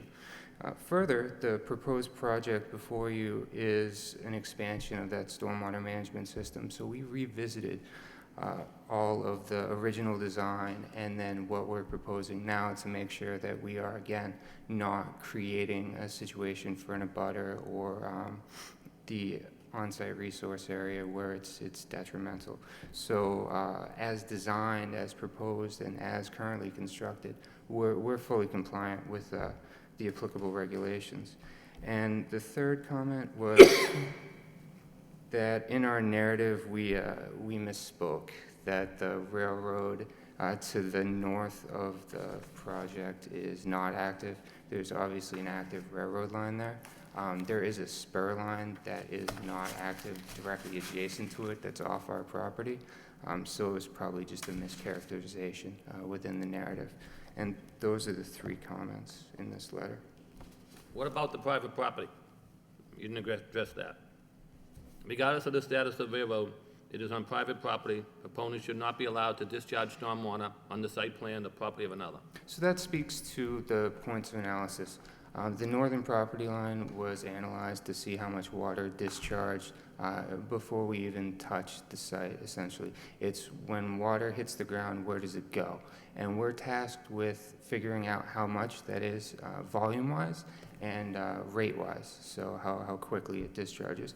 And what we've done is we've introduced practices that reduced it from existing conditions. So whatever the amount of water that was exiting the site to the north prior to construction has been significantly reduced post-development, which is again, in full compliance with the applicable regulations.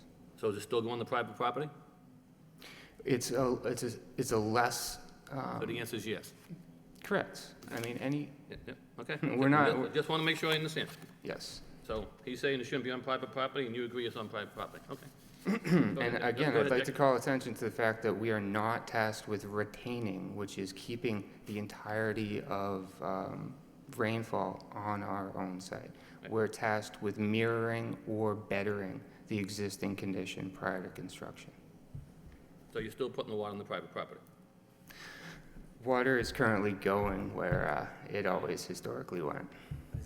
Thank you. Okay, I would then just, add as a condition of any potential approval here that the concerns and of the wastewater utility be satisfied to, to their satisfaction.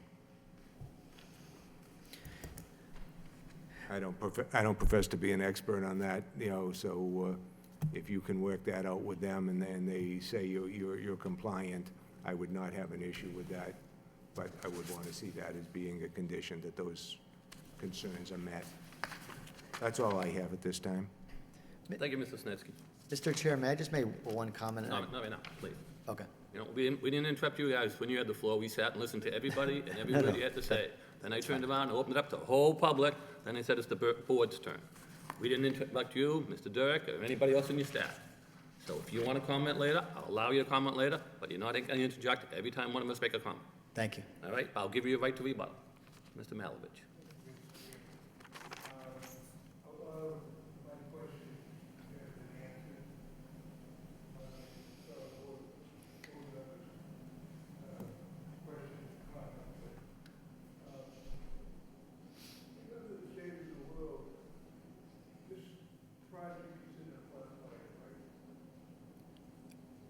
I'm sorry, in the pipeline? Flood. They had to go I don't before think so. conservation, he said, right? Can you answer it? I don't think so, but I'll allow him to answer the specifics. So the structure itself is not within the floodplain, and the only section that would be considered any sort of flood zone, and it's strictly through a DEP standpoint, is the isolated land subject to flooding.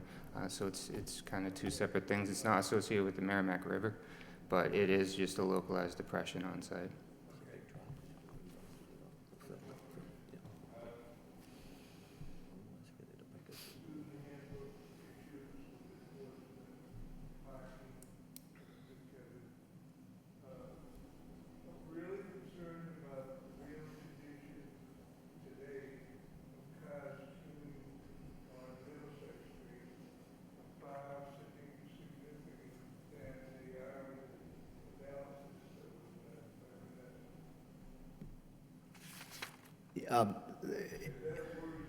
Yeah, and it's a fair concern, and that was actually the comment I was gonna state a moment ago.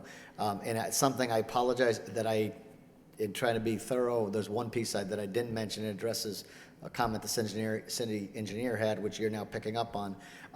We have a staggered start time and dismissal time planned when we get to the higher grades. So all of the students won't be arriving at the same time, and all of them won't be departing at the same time. I apologize, it's something I should have meant in my opening remark, and the director just reminded me that I forgot to mention it.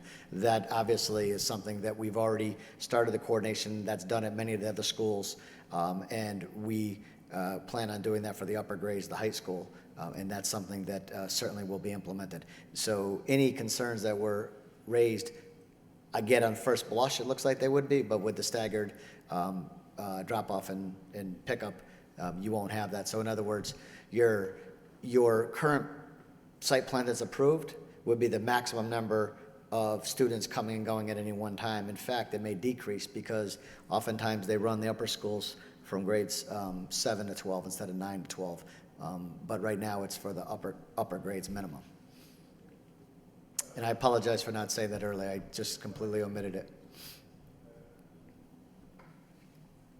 I also have a concern about the current position based on fueling cars on the north side.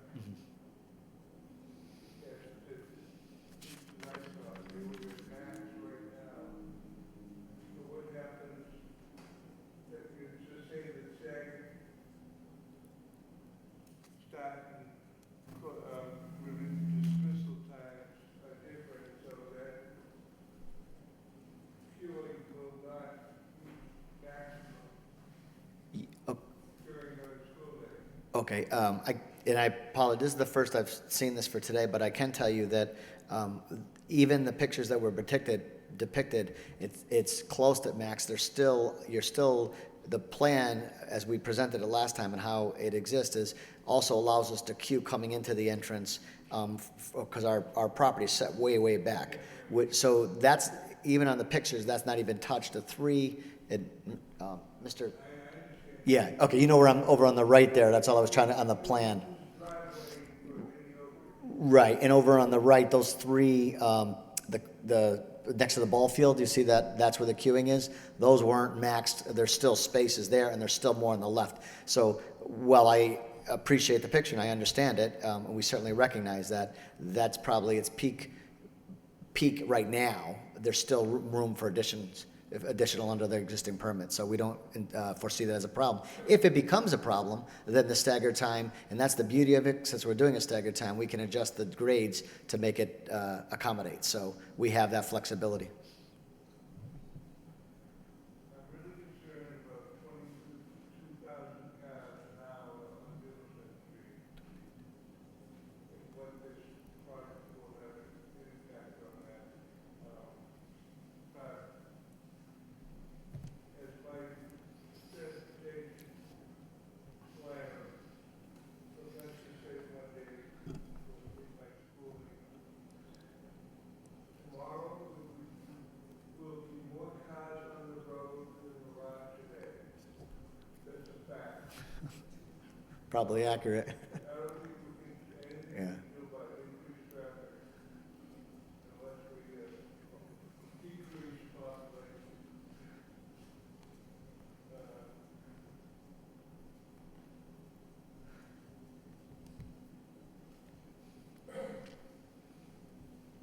Okay, that's all I have right now.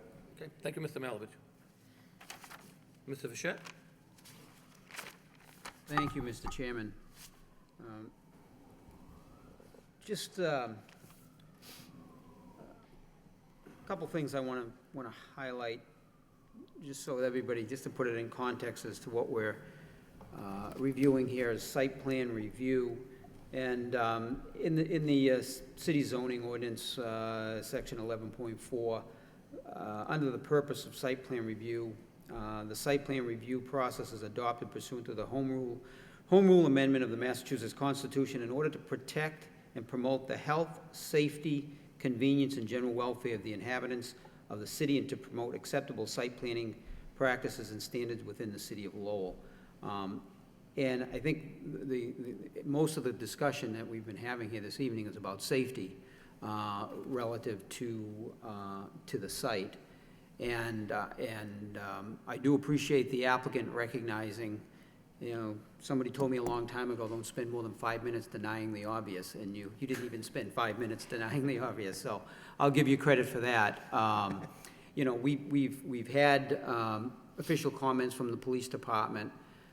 Specifically, I bracketed the comments, and I think this is imperative, because I think, again, we all pick out of phrases what we want. I think when you made your presentation, you indicated that, the police department indicated that it was more of an inconvenience for them because of dealing with crossing guards and not being available. But embedded in that was also, I also believe that a uniformed police officer is needed.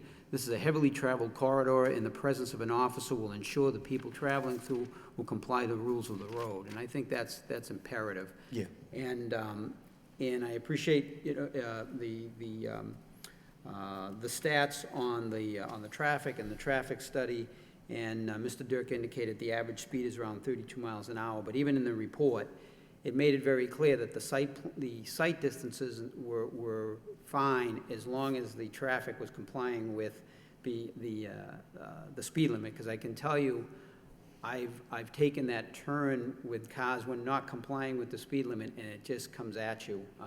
It really does come at you quickly.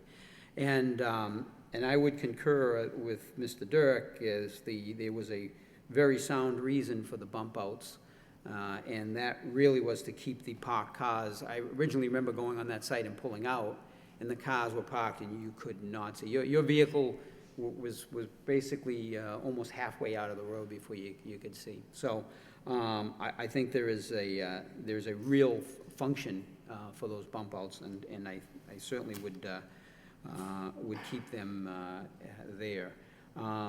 The condition of having the police detail, I think even in our original decision, was we recognize that the expertise at that point lies within the police department to really make that call as whether or not it's needed. And I think that was, I know fellow board members indicated that certainly we really would want to stay with that, and it would really be to the discretion of the police department to determine it at some point if there can be some sort of a modification to that.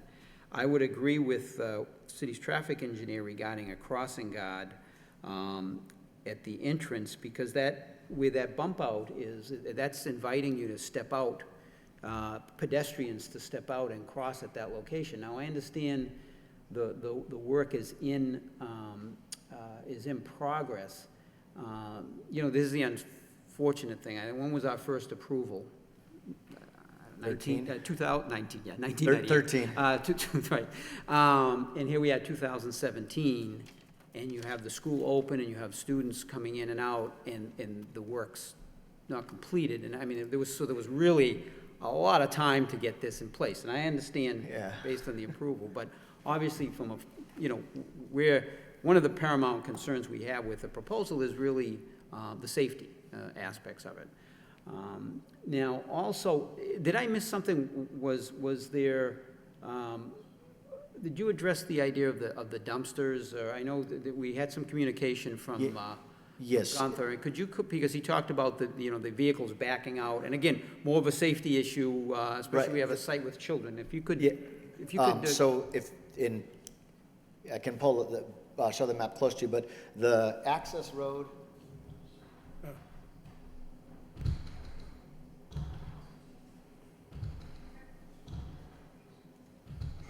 So the access road coming in from this side, this is the proposed high school.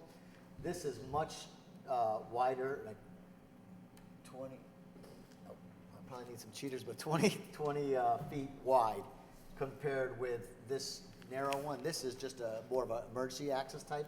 This is where the pads are. You can see that it's in gray trash. So this is where they come in, drop them off, and there's like a U, so they can turn, back up, and then drive out, come in either way. I don't really understand the issue. We saw it, we spoke with fire, we had Mr. Gendro approach it, we spoke with the trash companies who pick it up. They don't have any concern. So I think the original thought was it's going to be this size over here, and maybe I can't really answer beyond that. Nick, did you take a look at that? I mean, does everybody agree that the vehicle,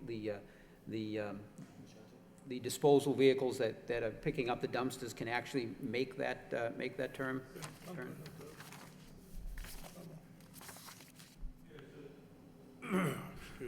Yeah, so that's like a hammerhead turnaround. I think the dumpster, I think the comments from engineering was that it wasn't readily labeled.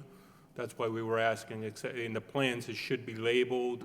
I think the dumpster area also needs to be fenced off per our zoning requirements. You have to have it screened and fenced off and secured. That way nobody gets in there. And I think our comments from engineering were that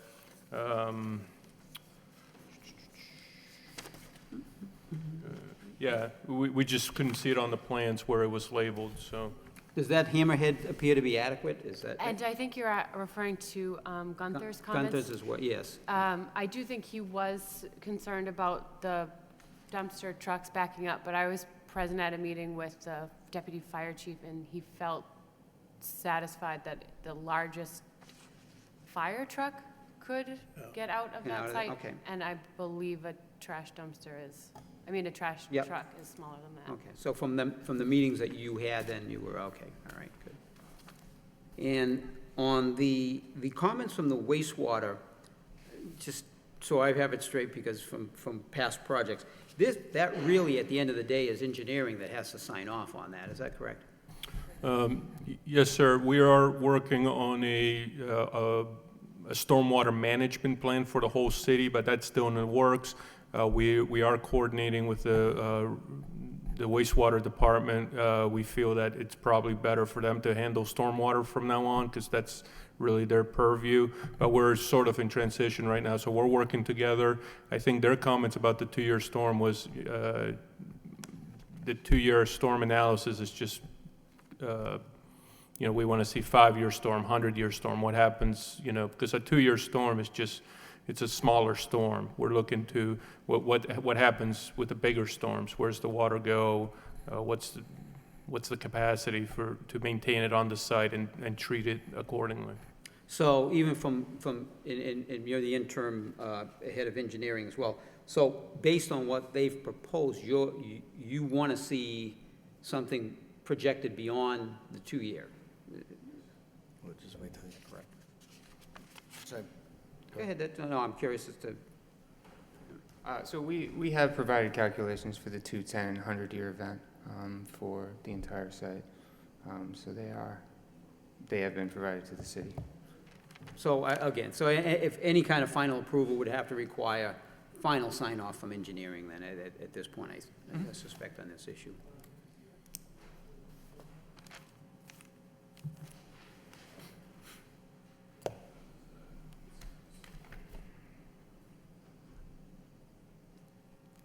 Now, Yeah, so the memo from wastewater, what it says is the infiltration system in the back of the property is inadequate. right. It has a 2-year design capacity. Even worse, the proponent is submitting a plan to discharge stormwater above the 2-year frequency onto adjacent private property. So those are the comments from wastewater, and what that means is they feel that it's inadequate because it's only designed to hold the 2-year storm, which is a small storm. So 2-year storm means there's a 1 in 2 chance that storm's going to come every year, so like a 50% chance.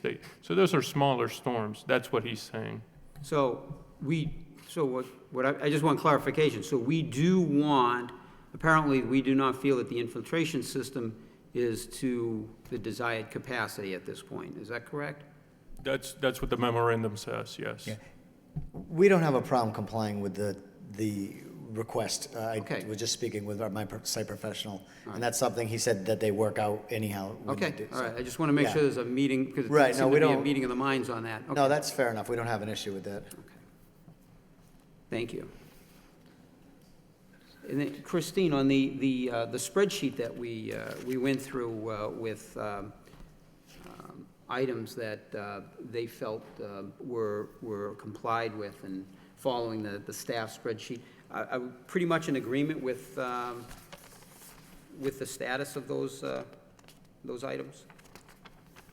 Yes. Okay.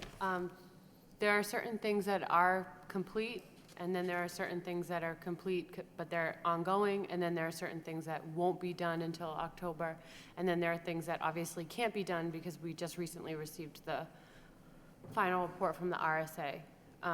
So a big bulk of the conditions from 2016 were really transportation-related that we're supposed to kick off from that report. Right. And the board gave them 3 years, from that first year to complete the audit, then the additional 3 years to do those improvements.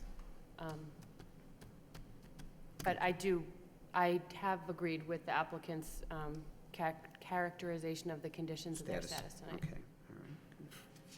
And then just on the jurisdiction of the traffic light at Princeton Boulevard, and which, have we even made any, have we approached MassDOT on that? Yes, sir. MassDOT was, there was actually 3 or 4 representatives from MassDOT District 4 Traffic and also from MassDOT Boston at the road safety audit. We actually held the safety audit at the school so that we could walk there. So we sat in the little chairs in the kindergarten. It was pretty good. So the talks with MassDOT, I've kind of tried to tell them, like, hey, put in a nice new signal and then give it to me. Don't give me the old one that doesn't quite work well. So that's what I'm trying to get them to do is fix it up and then turn it over to the city so we can coordinate the two. Sometimes, so coordinating the two signals, you get into jurisdictional, like who's the master controller, So we're trying to work through those, but I think it's a positive starting point. Is that any funding that NEMCOG could, Yeah, so the road safety audit is actually the first, if you're looking to get, there's different funding, there's Highway Safety Improvement Program, HSIP, there's CMAQ, Congestion Mitigation and Air Quality. So those funds, if you want to apply for those, the first part is to do a road safety audit. That's kind of like the prerequisite. They want to make sure if you're going to fix something, look at the safety problems.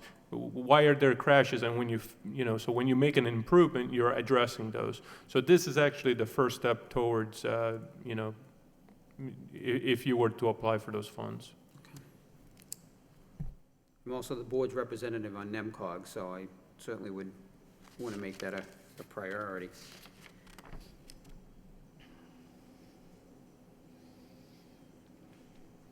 And Nick, I think probably you're hearing this for the first time. I certainly was somewhat reassuring to hear about the staggered start and dismissals based on the information this evening. Obviously, I think we'd want to look at that in some great detail, but does that look like something that would be, I think, a little bit more manageable than what and that would be for, in other words, Mr. Pellegrino, you're indicating that we would not add any additional capacity to that school without staggering then the start time. We would not. Beyond the current site Correct. plan approval, the current one. Correct. So it goes 840, correct. And we may even end up reducing it because we're going to gauge it. If it becomes a problem, once we go to the staggered time, it's not going to be a big deal for us if we do the 7 and 8 with like the upper school, how they do in some of the schools. It could be 8 to 12, could be 9 to 12. And I think that you'll see, I guess the safeguard is you're never going to have a greater capacity than what you've already previously approved. And then, Nick, I do have just from the memo we received this evening, and I just, obviously, as we receive testimony and we have discussion, but I know you had issued a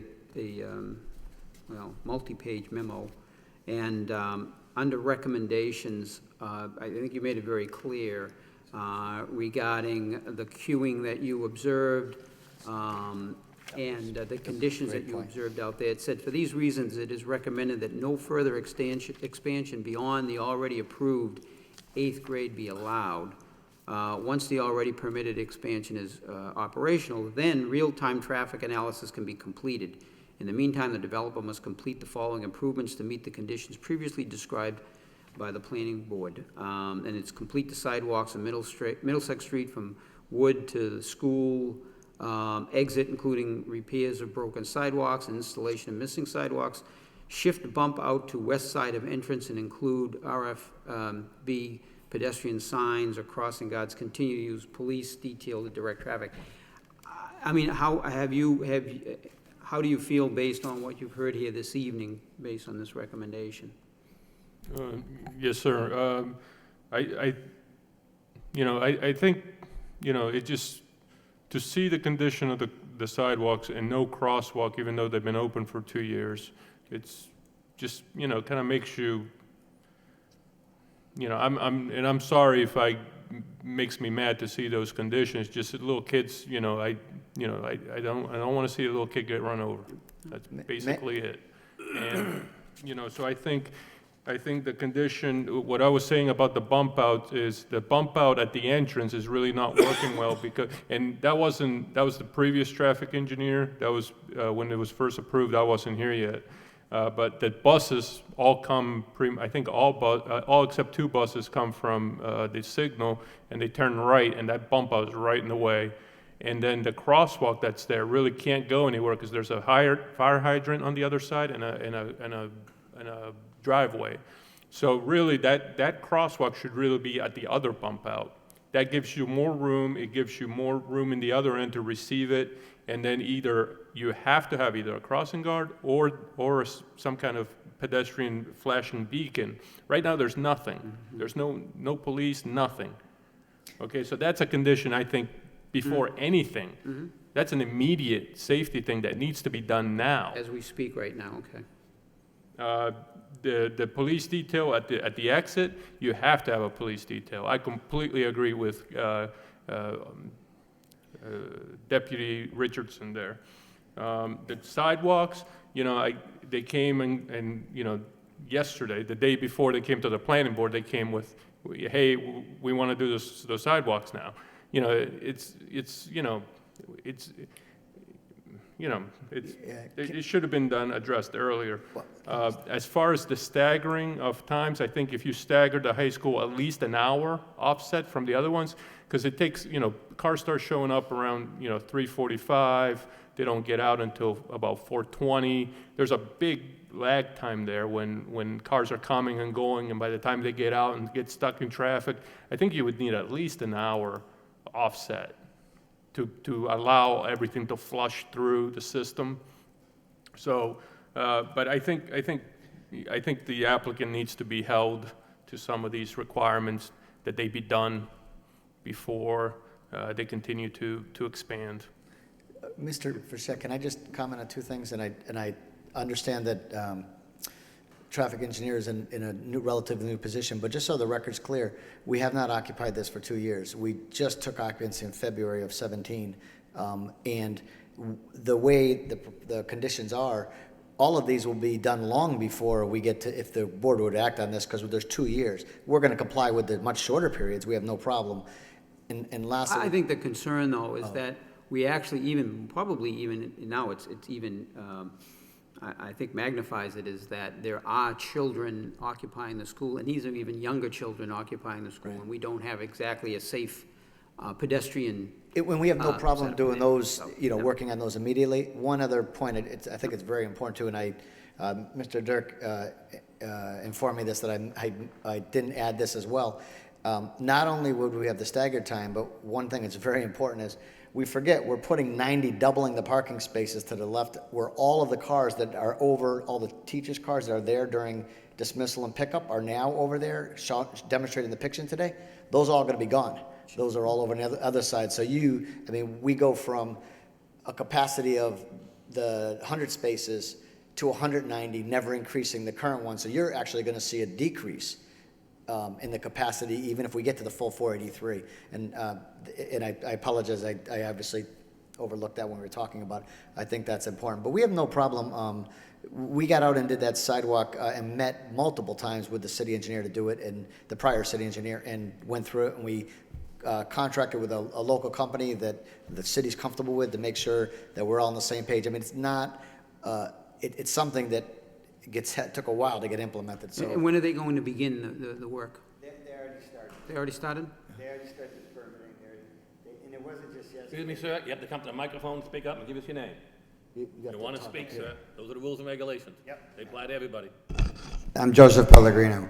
So, yeah, we've contracted Mike Luino, the project manager, and I met with them about a month and a half ago, identified the plan, and the plan that we had, the first, we met with Mario on what sidewalks to repair and what fell into your new categories, because you guys changed the sidewalk ordinances from when we first started the applicant. So then we had to change what we had to do with 1,000 feet out. So we met with the city, we met with them, we got that approved, and then we put that into action for the summertime to get it. Now, the Allied was hired, we bid it, we hired them, and they're the ones permitting it right now. I don't know if they actually pulled the permit, but they said they would deliver the repairs, the crosswalks, and all the changes by October 15th. That's what we've gotten a commitment for, and that's what we paid for. So they're looking to complete the work by October? Complete the work, yes. Is that, Michael, that's still true, right? 15, it's not so far. Yeah. Okay. And it wasn't just yesterday, Nick. I think they've been trying to get this permitting done. I think it was about a month ago we signed. And then, Now, just, Nick, on the bump out, that would be something, because that was probably not part of the bump out on the west side of the entrance. That was not part of the original, I suspect, scope of the work, that we definitely would want to have that addressed. Are you looking at eliminating that? Because I understand the bump out was more for the exit, when you're trying to look and see the cars coming, not so much the entrance, but I think it was partly to keep the cars from parking too close to the entrance and having the same effect as the bump out, but having it be an automobile there too. That's the challenge. So I just, Yeah, well, the fire department has issues, the buses have issues, and when you go out there, you can see the tire trucks. Yeah. The tire tracks over the bump out. That's why like I said, that was before my time here, Sure. and I think the turning radii wasn't looked at. I think you need to not eliminate it completely, but definitely adjust it. And then the other bump out, just the construction was just Right. shoddy. I mean, it was just, so that needs to be completely torn out and redone because it wasn't done right. I think there's a lot of work there. I think there's a lot of work to be done there. For what it's worth, the bump out was approved by the city, the work, and signed off on. Yeah, I think what we're saying, though, in part of the concern is, and you've actually, great segue, because when we originally were looking at this whole project and trying to phase it into a difficult spot, Yeah. is the whole idea is we would approve grades, they would be functional for a lot longer than we're talking now. Right. Matter of fact, you said you've just occupied it since February of this year. The whole idea was to have it operational and see what the effects were going to be. Right. And so what we've seen in just this short period of time is that now it's given us an opportunity to look at that bump out that is not working adequately. Right. But now what else is it over time possibly isn't working properly? Now that goes to Mr. Sedensky's, I think the traffic monitoring plan and extending it out is critical.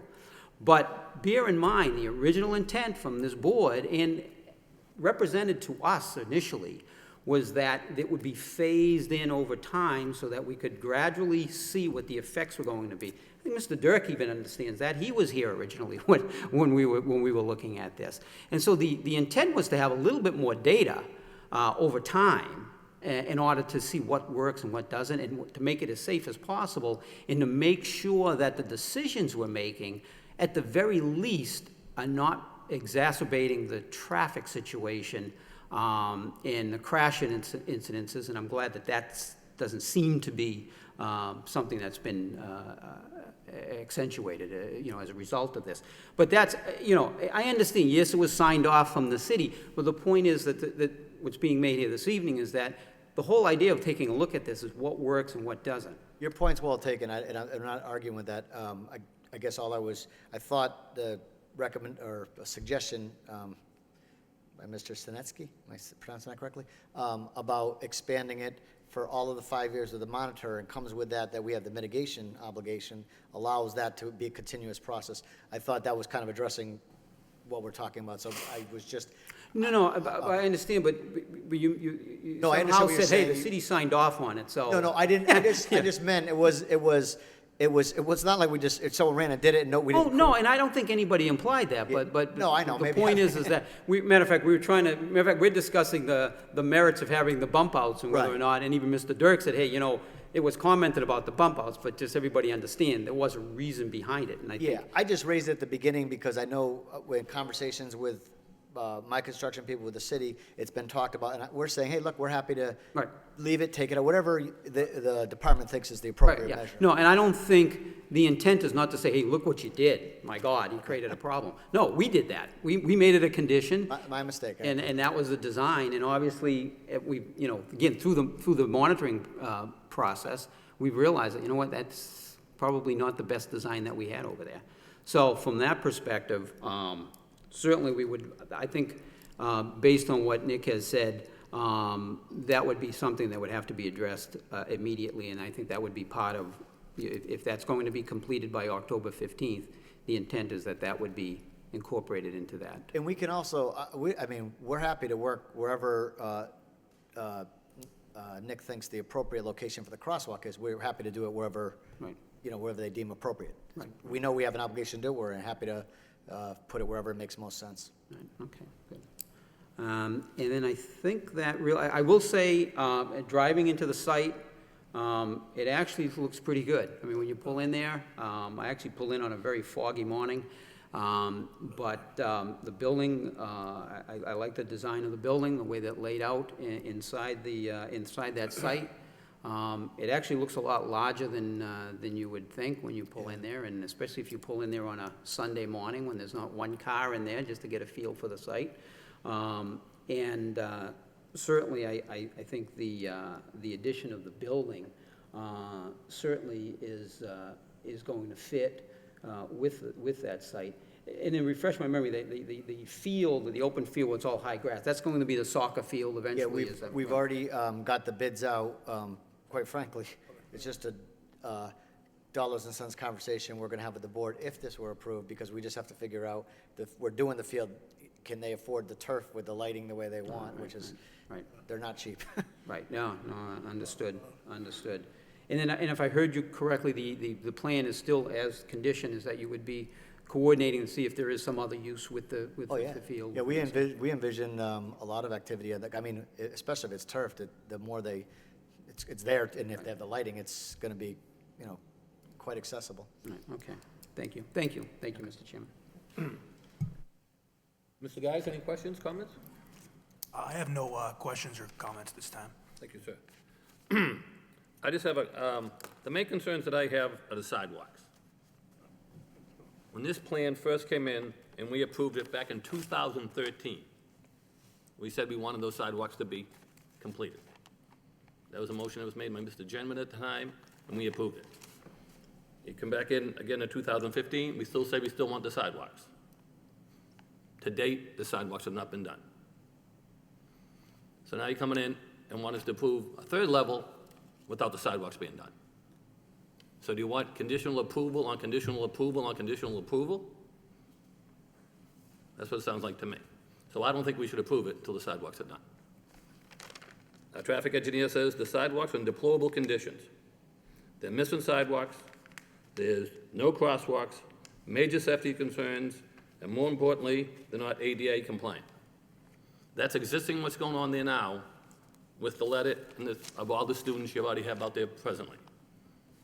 And when we approved this back in 2013, our concern was fixing the sidewalks for the people to go to school. To date, it's not been done.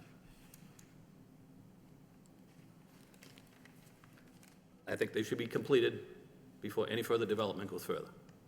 I mean, for the ADA to be in violation, totally upset about that. To say we're gonna fix it later, it should have been fixed to begin with. It's a federal regulation that you're in violation of as we speak.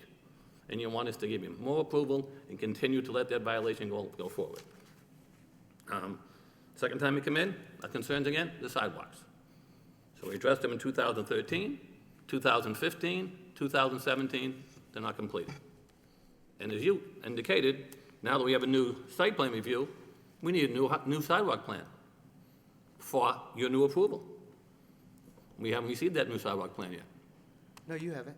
For today's? It's been submitted and approved by the city under the new sidewalk ordinance, yes. Can we see a copy? I believe I don't have a copy with me, but my representation is. You guys, okay, under the new zoning, before we can vote on the site plan, we have to have regulations set out, okay, for the sidewalk plan, which is brought up by traffic engineer, city engineer, and planning and development. And whatever those recommendations are, we have to incorporate on the site plan review. I just want to make sure I'm following you, because I don't want to misspeak. Okay. When the board approved this last time. No, stop right there. Okay. Tonight. Right, Okay, let me finish. Tonight. Well, let me finish, please. Yeah. If you want us to approve the extra grades, Yeah. you need a new sidewalk plan. Today, tonight. Sidewalk plan. Okay, I apologize, I'm just not following. You want a new addition, put the high school in. Right. So now, it's a new site plan review.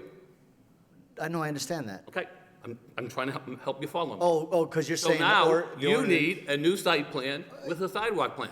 Okay, and we have no problem doing that. I mean, we can, No, it comes from them, not from you. And we can't vote on it. Nick, Christine, Planning Department, right. Engineering and Traffic, put a sidewalk plan together. The planning board cannot change that. And we, if we vote Yeah. on a plan, we have to incorporate their plan. I understand. I'm okay with that. All I was going to say is, What I'm saying is, we don't have that yet. They did not submit that to us yet, okay? Nick has addressed tonight some of the problems he has with the sidewalk plan.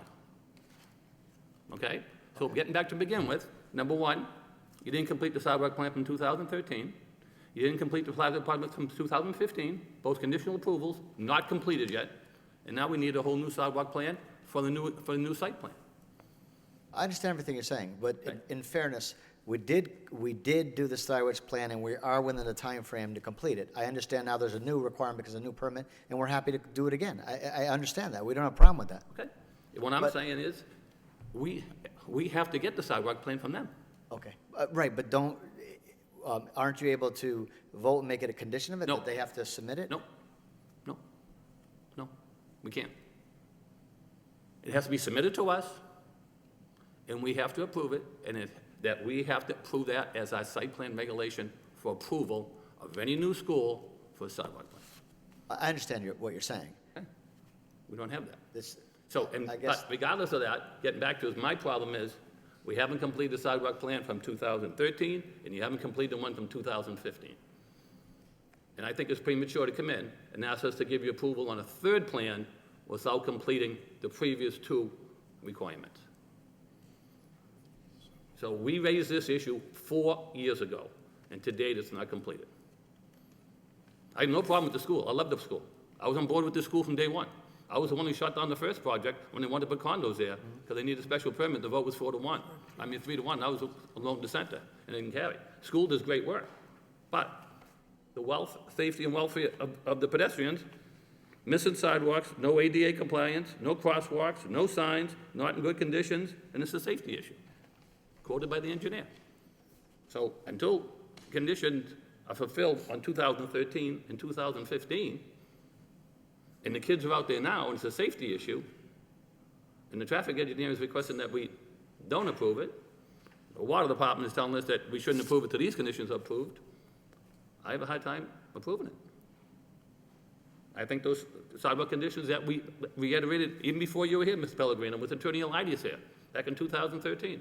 We were told over and over again it'll be there. Mr. Genman hammered that question down, and the payments came out, and the payments were gonna be made, and the sidewalks were gonna be fixed. Guess what? None of it's done. Well, I can't say none of it's done. The sidewalks are done? No, not complete, but we've Not done. taken all the steps, we paid the money, we have the people lined up. They're not done. And number, I don't care about the past numbers. You're here for new site plan. No, I okay? understand that. I It's a new understand site plan, okay? So you can put down all the numbers you want in the previous one. Okay. Even with the bump out. You come in for a new site plan, we can change the bump out. We can tell you to put it anywhere else we want. It's a new condition you're requesting. So we're not bound by all of these. Yeah, no, I'm not- These are, let me finish. Yeah. These are prior existing conditions. We give you conditions on the sidewalk 4 years ago. And we're being told right now they're in deplorable condition. That to us, access to the school, deplorable condition, safety issue. Young kids walking there, running across the street, and they're not being addressed. ADA not compliant. So we just supposed to say, yeah, we'll give you another condition, see if you fix it later? No, I'm not, but that's all I have to say.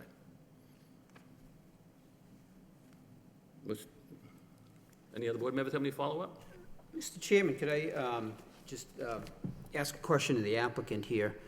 If we were to continue this hearing, and because you're indicating to us that the sidewalk work will be completed by October 15th, then that way there then you come back before us with all the things that the chairman mentioned, and everything, everybody's commented on the concerns, and the city engineer has commented, and even in the safety audit plan, and, I mean, all of those things have been identified, then we would have them all addressed.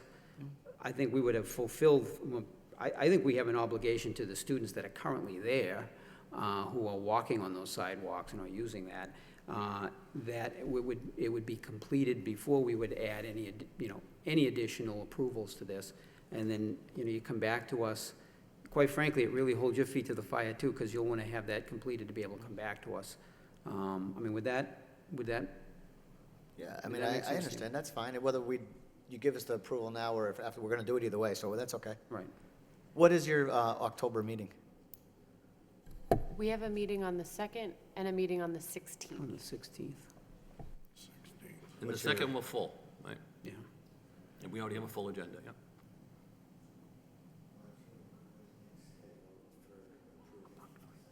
Yeah, no, I know. What's the next one? And then after? November 6th. November 6th is the next meeting date. But that would give adequate time for the engineering department to sign off on on all of the infrastructure work. That's better than the 16th, so. Yeah, no, I think, so if there would be no objection, I would make a motion, Mr. Chairman, that we continue this to the November 6th meeting with the understanding that the applicant will work with the city engineer and the DPD to submit an approved sidewalk plan and for the work to be completed before the next planning board meeting, and to be approved, the quality of the work to be approved by the engineering department. Well, I think basically if we just continue it, then any conditions we'll have to put on with the next meeting if it's an ongoing public meeting. Yeah, I think I just mean, those want, are I recommendations, just want to but, make sure, yeah, I it's mean, those could clear be- to the I applicant. think those can be recommendations, but I don't think they can be part Yeah, I of don't the think a motion. condition Yeah. of a continued, but I mean, just so that it's Yeah. clear what the expectation is Right. from this board. So, I'll second the so we motion. have a motion on the floor to continue to November 6th. Motion's made by Mr. Fischett, second by Mr. Lockhart. All in favor, say aye. Aye? Chair votes yes. Hearing any opposition? Hearing none, the motion carries. The matter is continued to 11/6. Thank you. Thank you. Be right back.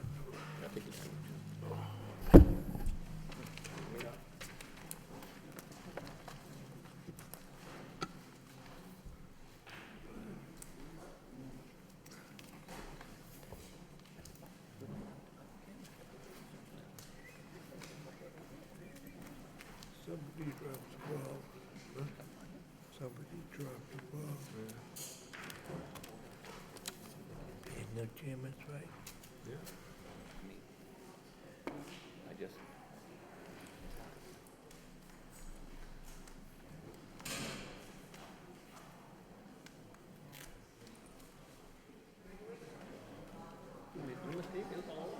Thanks for being here. Thank you, Nick. My man. Thank you. Thank you very much for your help. Thanks, Nate.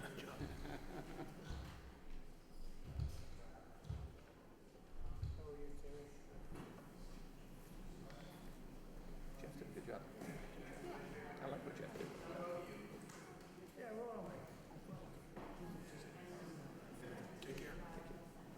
Thank you, Jeff.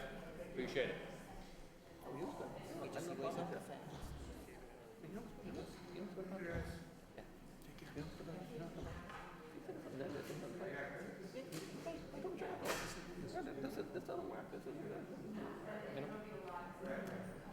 This guy Jeff's been with us since we did. He's been on since the beginning of this project?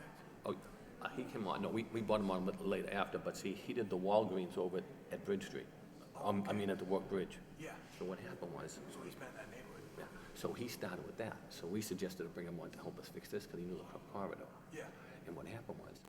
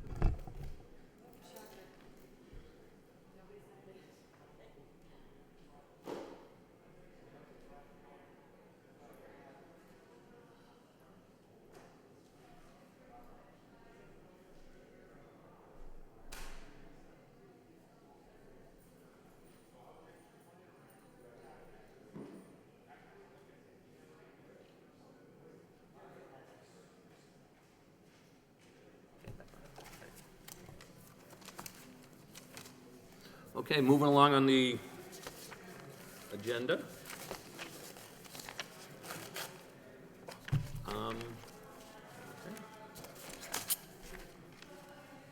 Moving along on the agendas, we had the approval of the bylaws that were amended at the last meeting and put on for discussion this evening.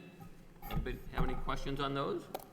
We'll take a motion to approve. Mr. Chairman, I'll make a motion to approve the bylaws as amended. Second. Motion made and second by Mr. Snetsky. Bob. Okay, Bob made it and was second? Okay, oh, you made it a second, I'm sorry. Mr. Bichette made a second, okay. Mr. Bichette made the motion, second by Mr. Malovich, I got you. All in favor, say aye. Aye. Aye. Opposition, hearing none, that is approved, 5-0. Do we have any further comments from any board members? Mr. Chairman, I just do, I attended the NEMCOG meeting last night, and they have not finalized a guest speaker for their annual meeting, which will be in October. And in all this paperwork, I did have the date written down, and I can't seem to put my finger on it. Oh, you got the date, Jerry? I do, I think, I want to say it's October 23rd, and I will, of course, at the next meeting, I'll have some final correct, a little bit more information as far as, why don't I have that? Oh, I apologize. I should have even brought it up if I didn't have the, No, that's all right, you can always yep. forward that to us after. But just to put you on notice, I know What we night of the usually, week is it? it's usually a Wednesday night. So, Where is it, do you know? it's going to be at, thank you for asking the question. It's going to be at Princeton Station in yeah. North Chelmsford. Sure. So I believe it actually may be the 25th, but I'll confirm that. I'll actually get it out in All right. an email to everybody, too. That would be it, Mr. Chairman. Any other board members have any further comments? Historic Board has been, had a quiet month. Steve is busy with the downtown historic building markers. He's got another 15 going up, I think. Our next meeting is October 9th. Okay, thank you. Mr. Chairman, I found the paper I was looking Oh, for. go right ahead. So the meeting, the annual meeting, NEMCOG meeting is October 18th at Princeton Station. And again, that's October 18th. And actually, I know Mr. Lockhart and I know Mr. Sinensky had attended that's last year, a nice a couple of years now. Yeah, I'm not sure if I'm gonna make this one. Okay. Got some things going that week, so. Who's but speaking? I will try. We haven't secured the You said that, I the think. speaker Yeah, yet. okay. It might be you, Rich. Oh, no, it's not. No, If you show up, they might give you a nice seat up front. I'm too expensive. Too big of a draw, right? Yeah, right. Okay, we have no further matters before the board. Anybody want to make a motion to adjourn? So moved. Second. Motion made and second to adjourn. All in favor, say aye. Aye. Vote yes, we have adjourned. Good luck, and thank you, everyone.